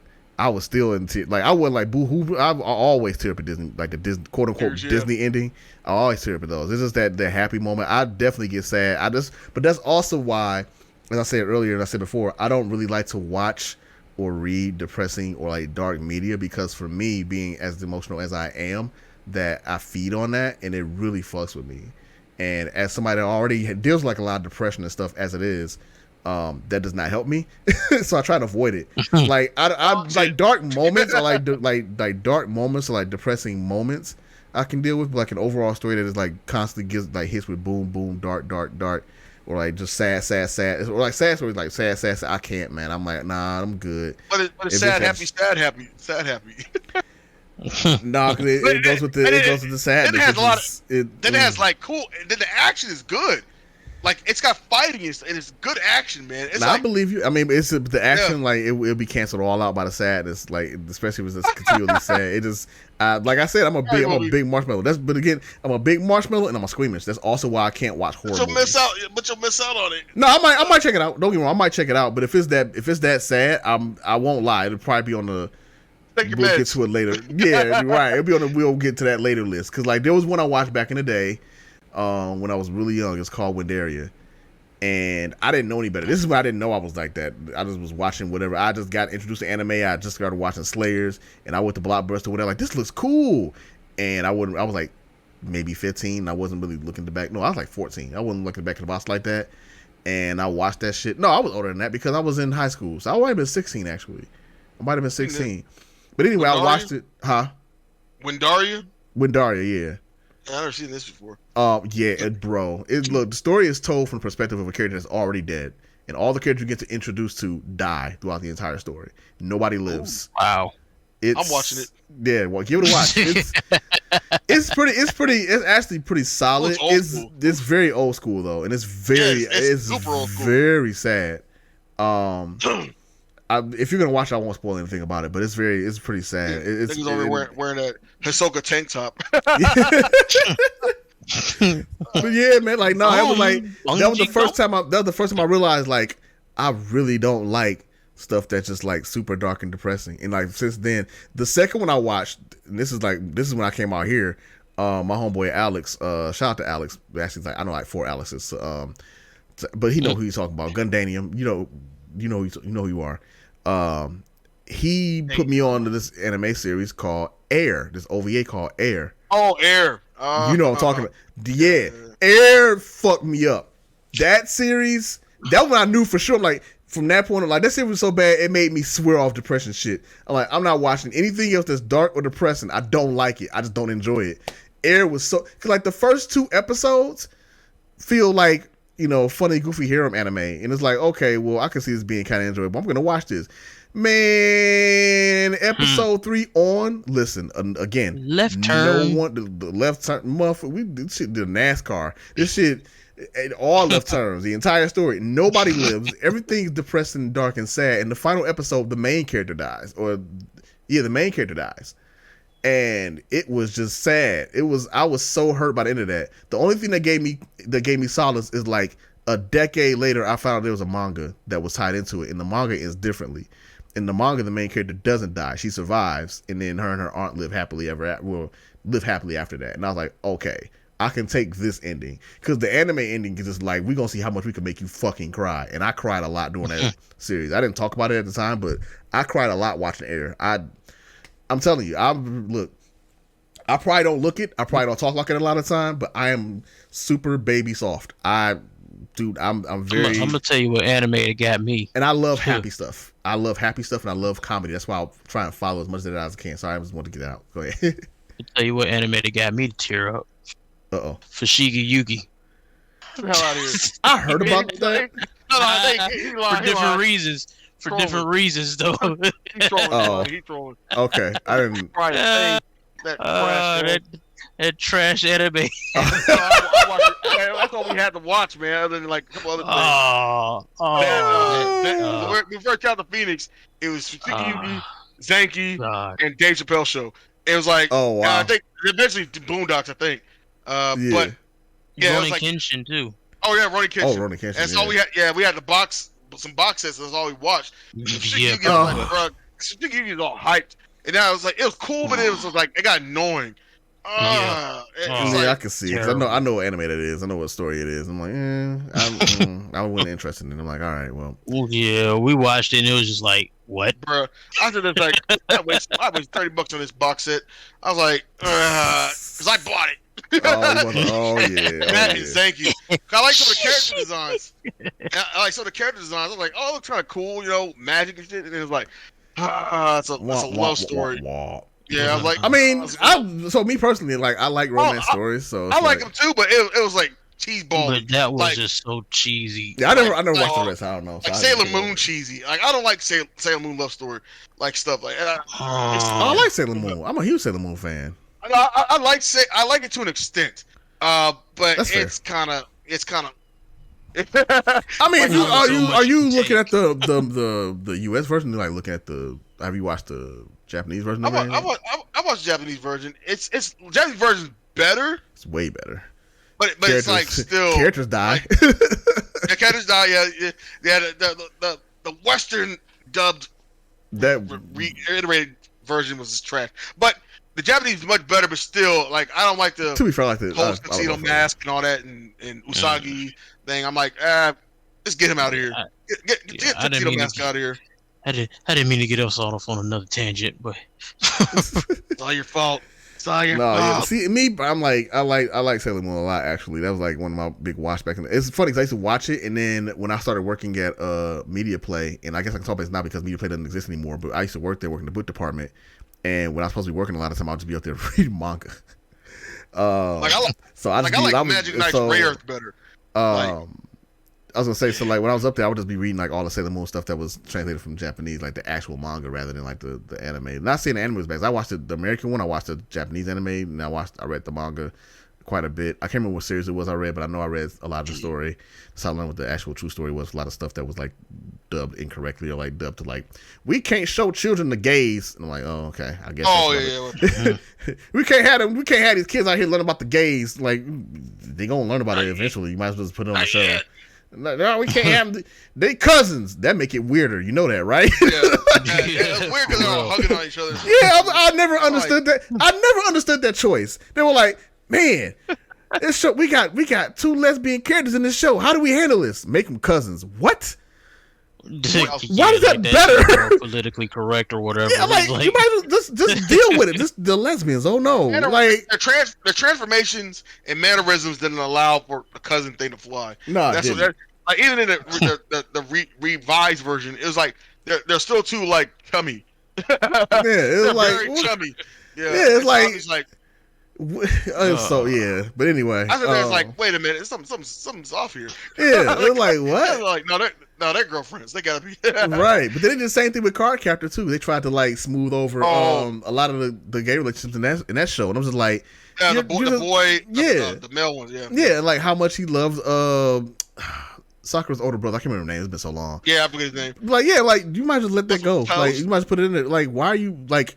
I don't. That was, but then again, that also. I understand that one because the age difference was big on that. Like that was a weird age gap. You know what? Yeah, older brother. that was kind of creepy. That is a. That's like, I'm gonna say yeah, and that's also a Clamp thing because Clamp did not care about characters being like 12 years old and being like somewhat sexual. I'm like, this is disturbing. 12 and 30. I like Cardcaptor Sakura, but I'm like, the more I look at it over time, I'm like, man, this cat is kind of young for y'all to be. Nah, this may be a little bit much. I feel uncomfortable reading this now. I can't do that. 20-year-old brother hollering spitting game at an 8-year-old little baby. Like, no. 5th grader with powers, and you're like, come on, bro. Like, whoa. She has a crush, and I'm like, I guess that a crush thing on one end because it happens. You know what I'm saying? Yeah. But like it's probably reciprocated. I can't remember. I don't think the older brother actually like talked to him back. No, I don't think he never reciprocated. He didn't. Because he was in love with the other. I forget his name. He was like the villain for one season of the series or whatever. But like he was in love with, not the villain. He was. I forget who it was. It's been. I've not read or watched Cardcaptor Sakura in so long, so you have to forgive me about that. For anybody listening to this later, I haven't. It's been like a decade since I like looked at that series. But yeah, he was in love with somebody else, and they were an item. I think his name was Alan, and they like went to school together or something. I can't remember, but yeah, that was a whole. The guy with the glasses. The guy with the glasses. They were a couple, but then like yes, that's why he didn't talk to the little boy. But the little boy did have a crush on him, and then Sakura's friend had a crush on her that she held back. Clamp has a weird writing style, and I'm kind of like, man, I really like their work back then. I've never been a big Clamp fan. I did like Cardcaptor Sakura back in the day, and then I liked I think it was X, or was it? It might have been. Oh, X, yeah. X had that same vibe too. Yeah, X. I'm trying to think. Was it cooler end? I'm thinking of like the movie because I watched my homeboy made me watch the movie, which is also dark and depressing. And I kind of regret watching that because I was sad by the end of it, and I've held my tears in really well, but I want to cry. Another one where the main character sacrificed himself. I hate that too. But yeah. Anyway, that's just I'm on a huge tangent. I guess is it on me? Yes, your go. Okay. Yes, it's your turn. It's my turn. Surprisingly, I haven't been doing that much. I just been reading stuff, and then I will get to the second thing I've been doing the most, which is I've been watching a particular YouTube series about game development travesties, and I will get to that second. But the first thing, and the thing that I want to talk about, I'm going to bring up mainly. I've been reading a lot of manga, obviously. We talked about One Piece and all that stuff already. The one I was going to bring up, I don't know if you guys have seen it yet, but have you been reading the Dragon Ball Super manga? Yeah. Okay. So y'all saw Vegeta's transformation. Yes. All right. Okay. I love it. I like it. It's annoyingly close to Super Saiyan 3. But no eyebrows. It is with the no eyebrows. Yeah. I can't really say like I'm impressed with the transformation because it's really not like the only thing changed was the eyes and his eyebrows. Basically. So, I like how he out more. I like it's how he almost like a grade 2. What I like about it, I like more about like how he got to the transformation than the transformation. The transformation stuff is kind of whatever, but how he got there, I liked. I thought that was pretty dope how they like portrayed that. To me, I felt like it was an old 2D classic. You know, Dragon Ball. Right, like, he had to get beat up so bad just to get into that form. Kind of like, you know, it took a long time to get the Super Saiyan. You know what I'm saying? Like, you have to be push that brink. And he pretty much was saying that you got to be pushed to the brink to bring out a Saiyan's true strength or whatever. And I like the fact that he like, I love the fact that he actually mentioned too. He was like, you know what? It's like for the first time in a long time, I can like actually go all out. I have nobody to protect right now, nobody to save. It's just I can just fight. I'm looking forward to this. I'm like, okay. This is that Vegeta. I like seeing this. Like he because he acknowledges that he acknowledges that he's changed and he's of course out of the characters in the series. Weirdly enough, he's had the most character growth, even more than Goku. Literally. Literally, right. But then on top of that, he's like, but now I get to go back to the old me. He ain't gotta worry about they're not on Earth to where they gotta worry about protecting the planet or anything like that. It's just like, okay, now I can just really get with it. I like the whole fact about him I like the fact about him kind of pointing out to Granola why his newfound power is kind of lackluster, where he actually lacks at. Right. He was talking about when he was schooling them on like, just because you got this new power, for one, doesn't mean that you can't be surpassed, pretty much. And then the other one is because you got this new power, you haven't had the training to actually, utilize it. Yeah. Yeah, but that's always been Vegeta's. That's true. That's true. Vegeta's more of a brain fighter. You're saying like even we pointed out that Goku's on the fly development and Vegeta's actually brain development. Vegeta plans stuff. He thinks about it. He trains about it. He looks for weaknesses, fallacies, and he tries to overcome it. Right. Goku really doesn't. Goku's just like, well, I'm just gonna go out there and do it. And we'll see what happens. And I'll find out some kind of way. Like Goku, listen. If you go out there and fuck around and find out, we be the ones finding out. Could you please learn some shit? Don't worry, guys. We got the Dragon Balls, but all of us been wished back once. Goku, man. Goku just kind of freestyles everything. And then he's blessed with some astronomical power that just that's why I kind of understand where Vegeta's frustration's been at, because Vegeta's like, I've been doing all this training, all this work. I've been trying shit and experimenting and just practicing day in on like 1,000 times gravity. I come out and I get a great power level, and then you ain't been doing nothing but sitting back doing random shit, get in the middle of battle, and you got Ultra Instinct. The fuck, Goku? I'll say this: he could like, he obviously pretty much like put out there. He probably could have learned all that stuff. He probably could have learned Ultra Instinct. He could have learned all this other stuff, but he decided because it wouldn't fit his fighting style. He knew what would fit him. To be fair, with Ultra Instinct specifically, it didn't fit his style, and so he went a different direction. That's also what I like about this too. I like that too. Like I liked it for once they made him go in a different direction, because too many times in the past they had him chasing Goku directly, and it just you're not gonna. It's like you need to find your own power, and I think that's kind of cool if they actually did that and gave him something different, which makes sense. Him being like Goku being going the Angel route and Vegeta being the God Destruction, it makes sense. Like to a certain extent. I mean, I think they kind of slowly started hinting that Vegeta was gonna go like in that Dragon Ball Super, that he was gonna go down. For sure. Different path anyway, because when you was in the Tournament of Power, he ended up getting that, that extra boost where he, how Goku gets the Kaioken, and then Vegeta came out with that new so-called version of himself, of his Super Saiyan Blue. It kind of it's like, okay, well, Goku's starting to go to this Ultra Instinct route, but Vegeta kind of went to a different, like, almost, to me it looks like almost like a mastery of Super Saiyan Blue. So I can see, I can hear that. And then while he's going, you might as well just say Super Saiyan Blue too. I mean, it's pretty much. True. And so I'm thinking it kind of hinted that Vegeta might have a different path of getting, and that's when he started saying that, I'm gonna find my own path. Right. And now God of Destruction just literally. Anyways, so he's always stated that he never wants to train like Goku, and that he's gonna figure out. He said it before he even went to Blue, that he was gonna find a way to improve himself. Right, but initially he was still trying to figure out Ultra Instinct and like see if that was something we could do, and then he finally like, I can do something different. He was trying to figure like what it was, like how I don't think he was trying to actually do it himself, but figuring out like how did Goku obtain his ability from pretty much nothing. You know what I'm saying? And what it's all about. I swear he was trying to get Ultra Instinct at one point. I don't know if he didn't stick with it, but I swear he was like trying to like figure it out and like learn. Well, maybe I'm not sure. Actually, he was like more intrigued with it. Yeah, like, it might be right. Like what's making Goku different, and how is he able to hang with Jiren?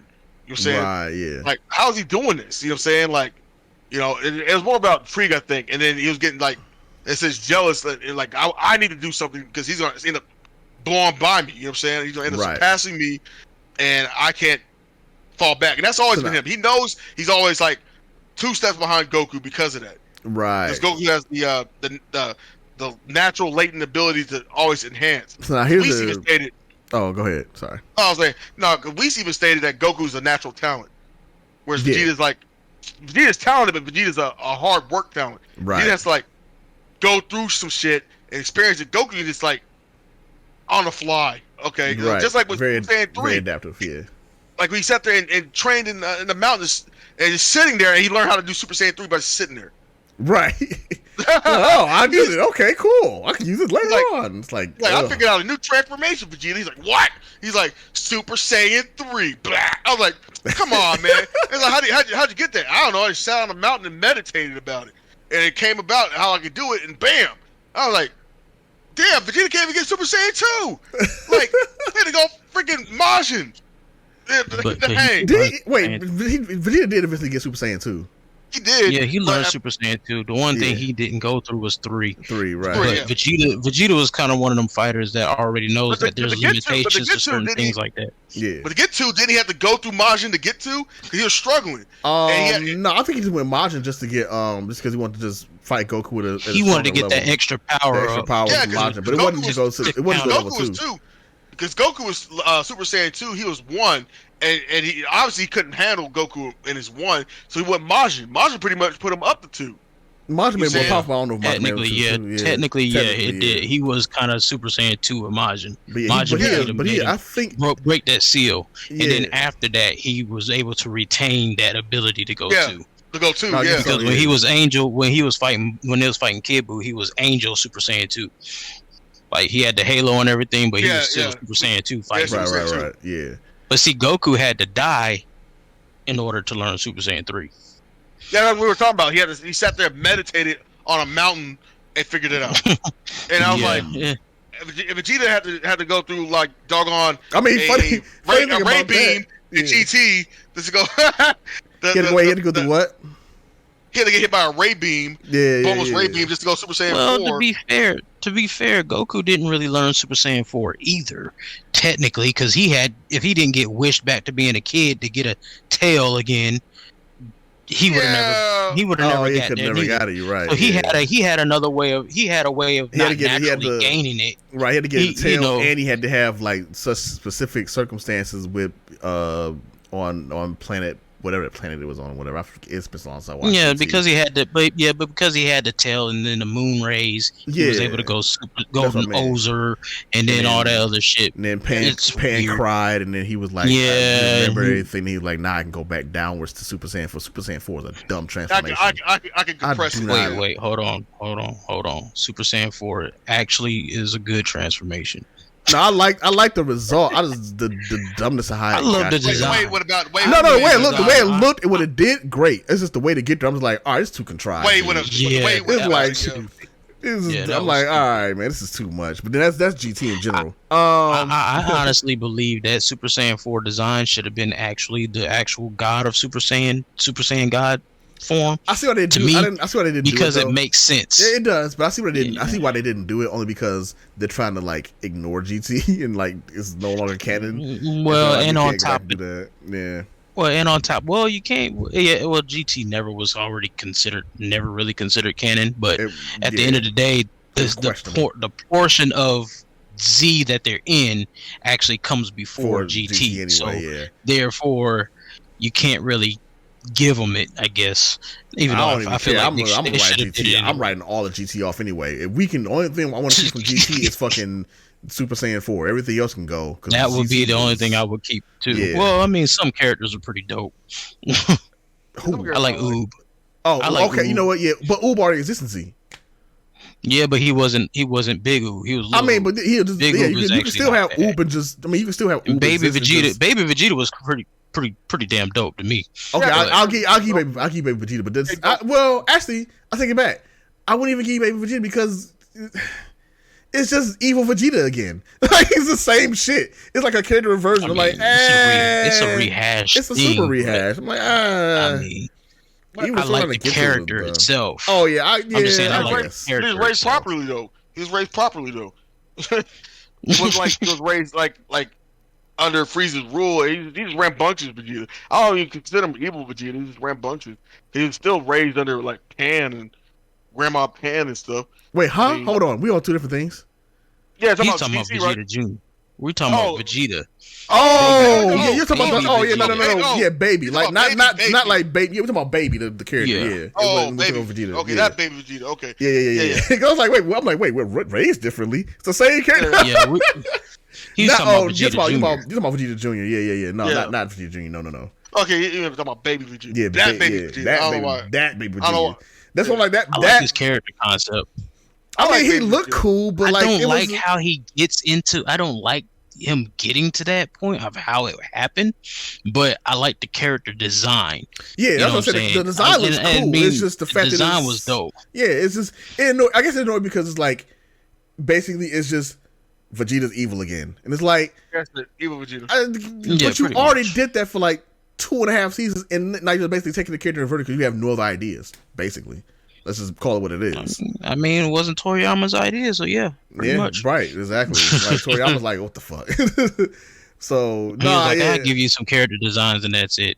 And I like Super 17. I thought he was all right. I thought Super 17 was the most garbage character development they could have had for that character. I love that's one of the reasons. That's one of real talk. That's one of the reasons I really hope that GT is white from canon, because 17 got fucked over so hard for that.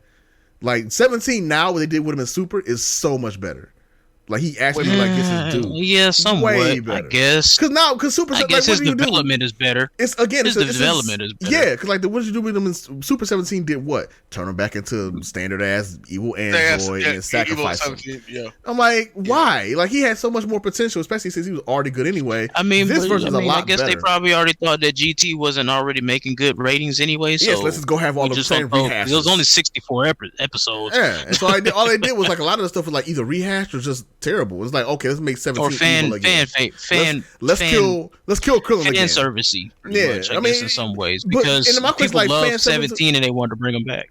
Yeah, my thing is like, yeah, they brought him back, but then who were their fan services? I might want to see 17 fight again. Like there's a lot of people that love 17 as a character. I want to see him fight, but not as a bad guy again. Like my problem is this: basically, by doing that, you're just reverting the character back to a bad guy, so you can have Goku kill him again. And they're big on androids though. Like some odd reason, like. Yeah, they could have did anything. Like Android 13. They're big on taking androids. And then they killed Krillin again, so they could be upset. Oh no, Krillin got killed again. It's like that whole GC makes me so mad for so much shit. And that's one of the things I hate. Because like 17, I ain't gonna lie, 17 I'll to 18. Be a person, I love the Super 17 design too. The design is fair, but like 17 is one of my favorite characters in the series. Like 17 to 18 are two of my favorite characters. So GT has a terrible storyline ever since the beginning, anyway. So it's just like, first of all, it should have never been Pan and Trunks that went out with Goku. It should have never been Goku. Now, I really want to be real about it. It should have been Kid Goku. It should have been Goten. Yeah, it should have been Goten. 100%. Yeah, that's how I feel. But they didn't do it that way. I mean, you already know Goku, no matter what, is going to play a huge role in every Dragon Ball series. That's my problem with Dragon Ball. That's just you might if you think it was just going to be something different, then you might as well just slap yourself twice. But that's why, like, when people, that's why people get frustrated with like Boruto for whatever reason. But I think Boruto has actually made a really good turnaround. It's been doing a lot better as far as the manga. But Boruto, like when people get mad about Boruto and like how. Whatever complaints they have about it, I'm like, man, look, I get you, but as long as they don't make Naruto the main character, I'm fine with it. I know Boruto has his issues, but I'm much rather have him have issues than fucking. Well, let's make Naruto the main character again, because like no, like let's move on. If you actually make a follow series, he's old. You know what I'm saying? He's like 30 something. Yeah, and I like the fact, especially in the manga right now, which is also, I guess I'll get to that part of what I'm doing too. I've been reading that as well and following with that, and I like the fact that like Naruto now spoiler alert, he no longer has 9 tails and them 9 tails has died. They gotta be like overprotective of him because he's not that powerful anymore. Like he's still strong, but nah. Like they have to depower him. That's one way to do it. Make him sacrifice 9 tails. So now there's actually like really like real stakes. Like him and Sasuke, this new entity they're dealing with, like is way more powerful. And it's interesting. It's interesting like the choices they make with the characters and whatnot. Like they actually it feels like old Naruto a little bit, like when it started. And Boruto himself has actually been a better character, like a way better character than he was at first. So he's not bratty or whiny. Yeah, he's no longer nearly as whiny. That's all due to his experience with Kawaki. If they never brought Kawaki in, he'd still be a little bitch. Oh yeah, for sure. But I mean, it's part of the story too. I hate Boruto. I don't like him, but. No, I mean, but that's part of it too. Like I know none of these characters. Oh, sorry, but no, yeah, I think that's part of like with any character. If you're gonna change them, I think the best way you can do it is have the best way you can do it is have another character influence them. So with Kawaki being there, because they're both kind of assholes anyway, but them being together and learn how to deal with each other, I think helps them both as characters. So that's pretty. I like the way it's going right now. I want to see what they do with it going forward, but yeah, I've come to. Well, obviously, from the first opening, you saw like it looked like total destruction, anime wise. So they figure that they're gonna end up fighting each other somehow. Oh yeah, for You sure. see. I mean, it's gonna be like it's either that or it's gonna be a bait and switch. But we'll see how it goes. That's Might probably be, a yeah, it while might be away based too. push. We'll have to Yeah. see. But yeah. So as far as what else, so DBZ or DBS, I guess Dragon Ball Super, Naruto. Still reading. I say Final Flash. It's not what I'm reading. Still reading Fairy Tail. 100 Year Quest. That's still going pretty decently. It's just slow going. And then I'm reading Eden Zero still, so it's very, like I said before, but it's kind of weird to like read Eden Zero and then read Fairy Tail 100 Years Quest, because like they're made by the same author, and that author really loves to reuse his character designs and ideas and just name them something different. And so in one book I was reading, it's like, oh, this is Lucy, and then the other one's like, oh, this is Rebecca. It's like they're essentially the same character, except Rebecca is. I was like, all right, well, cool. And then like the main character of Eden Zero looks like the child of like Natsu in Gray, and I'm like, all right, I guess. But no, it's really interesting reading both of those at the same time. Just kind of seeing how the author kind of introduces characters between different stories that don't exist in the same world. They are two different worlds, two different time frames. Eden Zero is in space and way in the future, and Fairy Tail is medieval, or somewhat medieval. It's kind of hard to say actually. And then as far as the YouTube series I was talking about, and that's probably where I end on, because we go on over 2 hours anyway. But what else is new? The YouTube series that I've been watching, which I can't believe I didn't realize existed before, is a series by Matt McMuscles called What Happened, and it's actually spelled that way. But it's actually it's got a funny intro. And it basically goes through a lot of development stories of like different games and whatnot that are like either infamous or not so infamous, and like their entire like history, basically like how does this game get to this point, and how to get this broken, or how to release like this. So to give you some ideas of some of the episodes that are there that I've watched, they break down Anthem and like how that came to be what it is and how that came to be a failure. Street Fighter Trash. 5 and like Street Fighter 5 is one I watched today actually, finally, and talking about its development woes and how I got to be where it's at, and how it's, he's very fair, because he mentions like, it's made a comeback and it's got a lot better, but he goes over like why it was in the state it was in. He goes over here and he actually expands like Interesting to hear too. about that perspective there. Yeah, it's really interesting. I highly recommend this YouTube series to people. And like they go over like, or he goes over Batman Dark Tomorrow, Superman 64, or Superman, I forget the actual subtitle, but it's called Superman 64. Just a lot of stuff. Goes over like Perfect Dark, or not Perfect Dark, GoldenEye 007, and how that came to be about. Because and that one wasn't like necessarily a bad development, as much as it's just how, like, even some stories, like, they're not all bad. Most of them are, but they're not all bad. Some of them are just weird, and like how they got to be where they're at. Or like Metroid Prime and its development, which Metroid Prime's development is super interesting. If you see that one, that is a really interesting story. And I knew the latter half of it, but I didn't know how Retro Studios started. And basically was the studio was made or founded by a guy that was basically fronting his own porn site. Yeah, like I didn't know that. I was like, whoa, this is like new to me. Like, it's crazy how much that game went through. So it's really been interesting following that. But I want to bring that up because it's crazy how much this industry, the gaming industry in particular, really like relies on the destruction of its workers and the people that make the stuff to like be successful. These videos, not to compare these situations saying they're the same at all, but these videos really highlighted or reminded me just how much crunch and like just top brass tomfoolery plays into how many games are like pretty much destroyed, basically, or how many people that work in the industry are destroyed. Like, crunch is so common, and the reason it even happens a lot of the time, and the common denominator I saw in a lot of these videos, is just that the people at the top or management not scheduling things properly, or having like this broad idea what you should do, what you can do, and just not thinking properly. And it's like, well, we got to get this game out on this release date no matter what, because marketing period, or because of we got to reach this state for this movie that's coming out, rather than doing a logical thing and saying, you know what, it's not working, or the game is fucking broken, let's delay it. And they're like, nah, everybody, 80-hour work week, sleep on your desk, crunch time.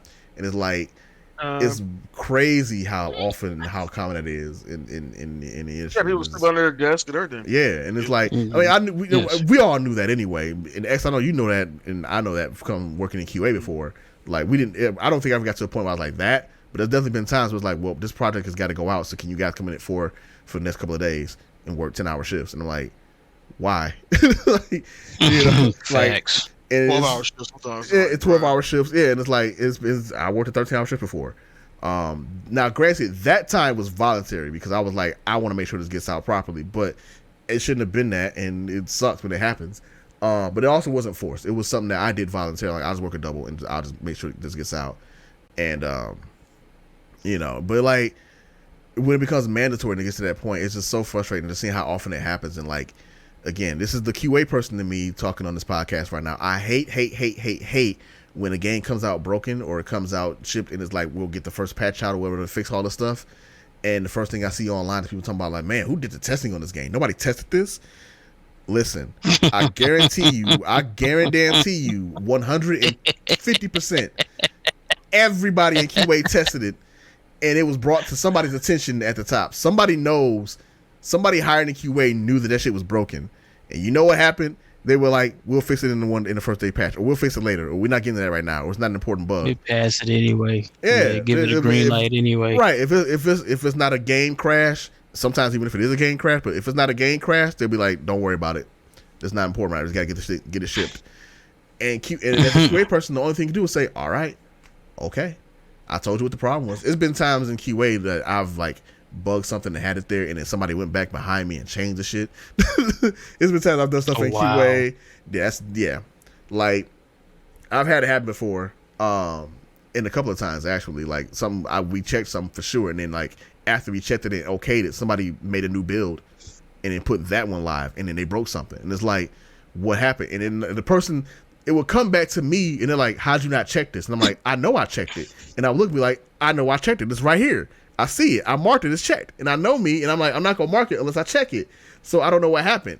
And then do some investigation. It's like, oh yeah, I did the thing, the scoop of the boop, and I put it out there. And I'm like, son of a bitch, man. Don't do that. Sounds like my job right now. Yeah, right? Okay.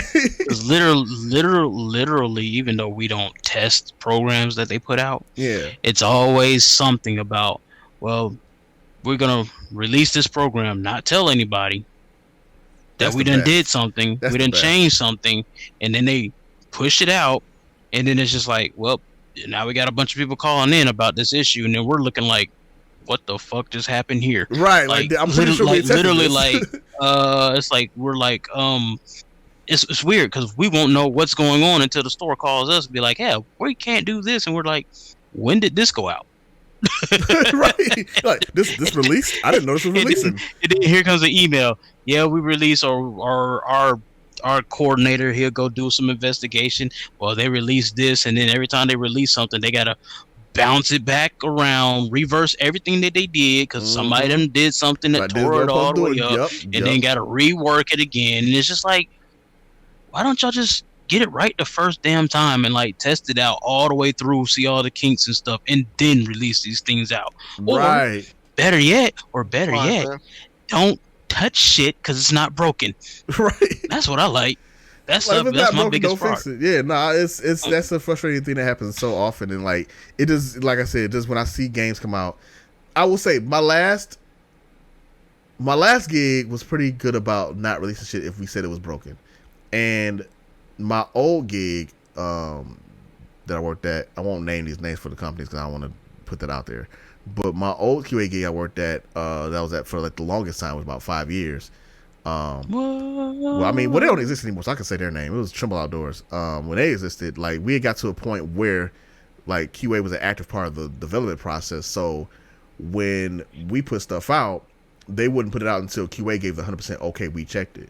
And you still, don't get me wrong, Smart. You're not going to be 100%. Like there will be stuff that goes out that something got missed, something got dropped, something happened. But it usually, but at least y'all did. But at least y'all didn't throw it out there.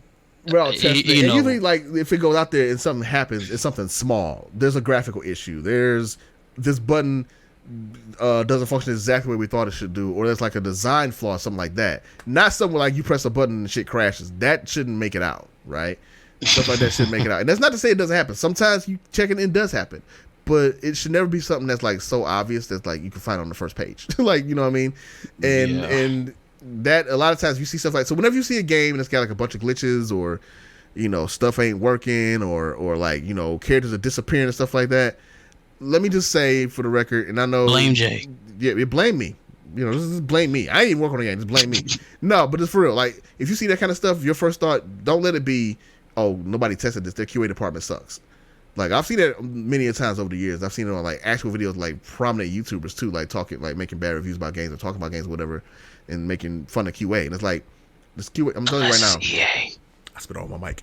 I'm telling you right now, QA didn't do it. I'm telling you right now, 100%, QA didn't do it. QA 99 times out of 10, QA didn't do it. 99 times QA found it. We only do so much. QA can only do so much. You can only find it and then report it, and then if people want to fix it or not, it's up to them. After that's beyond you. Like, it's been plenty of times I've like seen something bugged or I bugged something and then it still went out anyway, and I found out later and it was like that still went out. Like, yeah, it's not a big deal. And it's like, okay, and then somebody reported and it's like, why did this happen? It's like, you just said the other day it wasn't a big deal. I told you. It was on there. These companies, boys, the problem is this at the top. It is. Like I said, my last gig was pretty good about it. My last gig was definitely pretty good about it. And I'm not saying that just to be a nice person. My last gig was actually pretty good about it. So it was not from there. But I just wanted to put it out there as far as development. But it was really interesting. I think that's a really interesting series. It's called What Happened. What Happened. It's spelled WHAHAPPUN. Literally, what happened. What happened? Like that. Is it all one word? No, it's 2 words. It is Matt McMuscles is the channel, and that's the guy that does that series. I thought it was really, really interesting. I actually been binging that all week. I've been watching that a lot. I didn't think I would. I thought I watched 1 or 2. You have to put that in the I'll put that in the description. Facebook message or something. In the message too, yeah. And I'm definitely I'll probably tag him in it too. But like, hey, by the way, just I talked about your channel in here, so you know. So hey, hi, there you go. No, but it's a really good series. I think it's really dope. People should check it out. Other than that, I really didn't watch too much else or follow too much else this week. Like I said, I've been really mainly on my manga kick lately. I did start playing Pokemon again, and on my channel, I'm currently doing. Yes. Yeah, I started playing your Pokemon own Shield. rules. Yeah, you saw it. Yeah, my own rule set. It's very interesting because like initially I started playing Shield while I was on vacation. I didn't plan on doing the rule set. I was going to just play through it raw and just have fun with it. And I was like, let me just try making a rule set. And then I just got so into making that rule set. And then I actually got it like mostly down packed, and I started trying gyms out with it. Bro, I lost to at least 3 gyms. And for sure, when I got the Alistair, initially I played through Pokemon Sword, right? And I went through that game. It's all on my YouTube channel. You can go check it out. And I did that just as a regular run, no kind of rule set, whatever. So with Shield, I started doing this run, but it's also my first time playing Shield, which has 2 different gym leaders. The 4th and 6th gym leader are different. 6th? Sorry, 4th and 5th gym leader. So interesting. In Sword, you fight a fighting type gym leader who's B. You fight her, and then the 5th gym leader. I want to say it's the 5th. It might be the 6th. No, 4th and 6th. I was right because the 5th gym leader is Opal. The 6th gym leader is leader in the Ice Town, which the name of this town always escapes me. But the gym leader in Sword is I think his name is Rory. Is it? What is his name? Rory. The fuck is? Hold up. Now I legit gotta look him up because I'm like I'm not forgetting this dude's name. A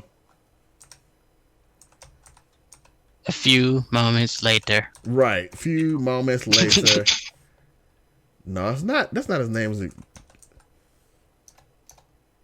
What is his name? Pokemon 6th Gym 8th Gen. The fuck is it? Oh god. Pokemon Gen 8 leaders. Gen 8. This is live. Why don't you Google. just put Pokemon Sword or Shield in? Yeah, you know I should probably do that, huh? 8th generation. Gordy. That's his goddamn name, Gordy. His name is Gordy. I always miss his name. I don't know why. So in Sword, you fight B and you fight Gordy. Gordy's a rock type gym leader. But in Shield, you fight Alistair, who's a ghost type gym leader, and you fight funny enough, Gordy's mother, Melanie, who was an ice type gym leader. Interesting. That's pretty cool. It's pretty cool like how they tied together. But yeah, so in Shield, I fought against Alistair, and Alistair, with the new rule set, kicked my natural ass. I lost him like 3 times. And I thought I was big stuff when I went against Melanie with the rules fully in play. Because with the rules on, you only have 2 Pokemon on your team when you go to a gym. No matter how many Pokemon the gym leader has, you have 2, and that's it. And they can't be 2 Pokemon used before in the gym. So you have to, like, every time you win a gym with 2 Pokemon, they are no longer usable. You got to raise 2 more new Pokemon. Oh, wow. And so what that does is it forces you to constantly rotate your team out, but also make sure your levels are up to snuff with every Pokemon you bring with you. And you can only carry 3 Pokemon with you in the overworld the entire time. So I wasn't really planning for well. I didn't really plan well, and I didn't know where Pokemon team even was. So the first 5 times I fought, or 4 times I fought Melanie, she kicked my ass, like, legit. It was not even like, it wasn't like, no, like, oh, well, if I would have done this one move and had took this chance, I would have won. No, she swept my team. Well, not much Pokemon, but like, she came out like a Zodiac, obliterate. Basically, I was like, why is she kicking my ass like this? And eventually I'm like, okay, I'm like, oh, I'll just bring in Talonflame and just boost it up. And then Talonflame ran through her whole team. Not Talonflame, Lycanroc. I just had Lycanroc use Howl for like 3 turns. I'm like, all right, we're just gonna just hit everybody with rock attacks, and then that just ran through her whole team. All right, good. Because like I kept trying to use Talonflame, and this just got destroyed. Because like Talonflame is great until you run into the wrong Pokemon. It's too soft. Not that Lycanroc's even softer, but like with it being like so fast, But Talonflame's fast too. I don't know how I lost to Talonflame. I couldn't tell you honestly. Oh, I know what it was, because the last Pokemon's Lapras. And so I got the Lapras. I was cruising. I'm like, good. I'm like, cool. I'm like, yeah, the Talonflame got this. Man, that Lapras came out, and then it Gigantamaxed. I was like, well, all right. I Gigantamaxed and did my little fire attack, and it didn't do shit. And then Lapras was like, Max Geyser. I lost twice. I lost twice in one turn. Over. I'm like, damn. Well, how did I lose? How did I get 2 game overs? I know it's possible. Shit. All right, I guess so. So, yeah. That reminds me. I need to get back on my Temtem game. This is crazy. They just got another update. I think. I don't. Nice. I haven't read what it was though, but I gotta get back on it. That makes me want to play it now. Man, you could read. You could in Temtem. You could read. I don't know if you could do it in Pokemon, but every week it'll allow you to fight the gym leader again that you just fought. But the next time you fight them, I think they're like level 70 or something. So if you beat the earlier, like at level 15, the next time you fight them, they'll be like level 70. Yeah. I was like, yeah, that's not happening. Because Temtem's one of them games, like, it literally, like, you could be like level 36 and then be fighting like a gym. And they got like level 20 something, 29 Pokemon. I mean, like Temtems, and it might be hell to win. Like, it's weird. I mean, it had the same concepts, super effective, so that makes it a lot easier. But if you get something that's like not even, remotely effective against something, or if it's just normal, you might catch hell fighting them. I've been through things where I'm like, damn, my Pokemon, my Temtem should out-level y'all. I should be whooping your ass right now. Nah, it's not like that. It's just like, because the little stamina thing, it kind of makes it hard, because your bigger moves that you have cost more stamina. Right. And so, but in this is, Pokemon is PP. You got, certain amount of PP it uses or whatnot. Right. But in Temtem, you do a couple of moves and you might literally like have to wait a turn before you can do another attack if you use up all your stamina thing. Now there's items, of course, to get it, or you can make your Temtem rest in the middle of battle. But if you it's just like using struggle. But because when you run out of PP, you struggle in Pokemon. Yeah. But in Temtem, when you run out of the little stamina stuff, it regenerates a little bit every turn, just a little bit. You get a little regeneration. Okay. But if you run out of it, then you take your damage. Like if you do an attack, like you have like 12 stamina, but your attack is like 14. you got to take damage I see. Okay. doing the attack. And Right, then after you do the attack, the next turn, because your Temtem's exhausted, your person will automatically, you can't do no attacks with them. You can either just switch them out, or your trainer will tell them to relax and rest or whatever, and they have to take that turn off. And then the next turn, they get a little bit of their stamina bar back. And if you don't construct your move list right, you might not be able to do another attack. It just depends on how much your stamina your moves take. It gets tricky after a while, bro. It's crazy. Interesting. Okay. Yeah, I might get a try at some point once I get over my Pokemon. Well, I'll probably be on the Pokemon kick for a while, because once I get through this run, I'm planning back to do the battle tower and stuff too. So what I plan to do is, once I finish this run, I'm gonna make an actual EV train team on Sword, and I'm gonna go to the battle tower. I'm gonna finish the DLC, and I'm gonna go to the battle tower and actually take that on. And I might even do some online battling. So nice. I want to switch just to play Pokemon so bad. Yo, let me tell you, man, it's Pokemon 8th gen gets a lot of shit, and I mean, some of it's deserved for sure. It's not, the games aren't the best in the series. My favorite gen is still the 3rd gen, and then followed by the 5th gen and 4th gen. Then actually 3rd gen, 6th gen, 4th gen, 5th gen are my top 4 generations out of the series. I actually like X and Y a lot, which is another gen people fucking hate, but I love X and Y, so fuck y'all. But as much as Gen 8 gets, I actually like Gen 8 a lot. So it's probably in the same area too, honestly. It's probably up there with like the 5th gen and the 6th gen for me. But like 3rd and 4th gen are like my 2 favorite gens. So I'm sorry, 3rd and 6th gen are my 2 favorite gens, then 4th gen, then 5th gen, then probably 8th gen. Yeah. Wouldn't that be Diamond PP? Diamond Pearl and Diamond Pearl, which is coming out again, being released, remade this fall, or this winter. No. Yes, sir. Oh, I'm mad. They don't make me get one just to go and buy that game, bro. Because that's the only Pokemon game I put. Matter of fact, that's the one me and you were battling on. What you call it? What was it? Coliseum with? Me and you? Could you battle? I remember when we was playing Coliseum with our Pokemon. And that was remember I had probably that Sand Slash? Ruby and Sapphire, because I don't think me and you played. Yeah, it could have been Ruby and Sapphire. I don't think me and you played Diamond and Pearl together. I played Diamond and Pearl. That was me. I know that was me and No, we did play Diamond and Pearl, because I was out in Phoenix when we had Diamond and Pearl. You sure? Because I'm pretty sure we were playing. I'm pretty positive we were playing. Because that's the one I played the most hours in, Diamond and Pearl. I remember us playing Diamond and Pearl. Because it came out. It came out while we were. It came out, I think, during the time we were out of school, I believe. Yeah, it came out like 2000s, or we might have still been in school. But I want to say, I know me, you, and Devin were playing Ruby, Sapphire, Emerald, Fire, Red, Leaf, Green together. We playing Gen 3 together because we kept trading stuff back and forth. But maybe we did after that. Maybe we did play Diamond and Pearl together. Maybe we did. Yeah, we might have. Yeah, we might have, because it was a Coliseum. No, if it was, it's probably Battle Revolution that we were playing. No, that would have been on Wii. It could have been Battle Revolution. It could have been Battle Revolution. It could have been Battle Revolution. Yeah, I'm kind of mixed up at that point. We might have been. Because I remember fighting your Sand Slash. Fuck your Sand Slash, by the way. It came out in 2000. I don't know if I said that enough, but fuck your Sand Slash.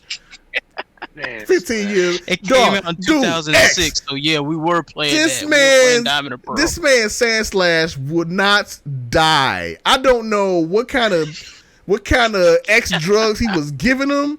I'll be hitting him with super effective shit, and he would just be like, yeah, whatever, next. I'm like, you got him with surf. You're weak to water. Your special defense supposed to be low. His Sand Slash was tanking, bro. That was a trip, bro. I was like, why is your Sand Slash tanking so hard? And I knew what EV training was at this point, too. We were EV training. So I'm like, yeah. I'm like, bro, your stat should not be this good. His Sand Slash was, Check your PM real quick. Up. Checking the PM. Okay, continue. Where are you talking? We're checking. Oh, okay, yeah.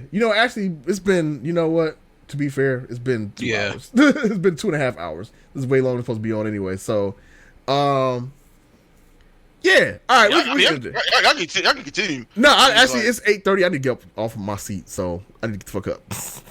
I just want to say it on the mic. I can say it on the mic, man. Feel free. If we getting too long, you got to get up. Just fine to say it. Shit, it's cool. But nah, yeah. Actually, that's good to say that because at some point we gotta stop unless we want to talk. That's a good time to stop. We'll stop there. Next time, though, we'll catch up on Pokemon next session.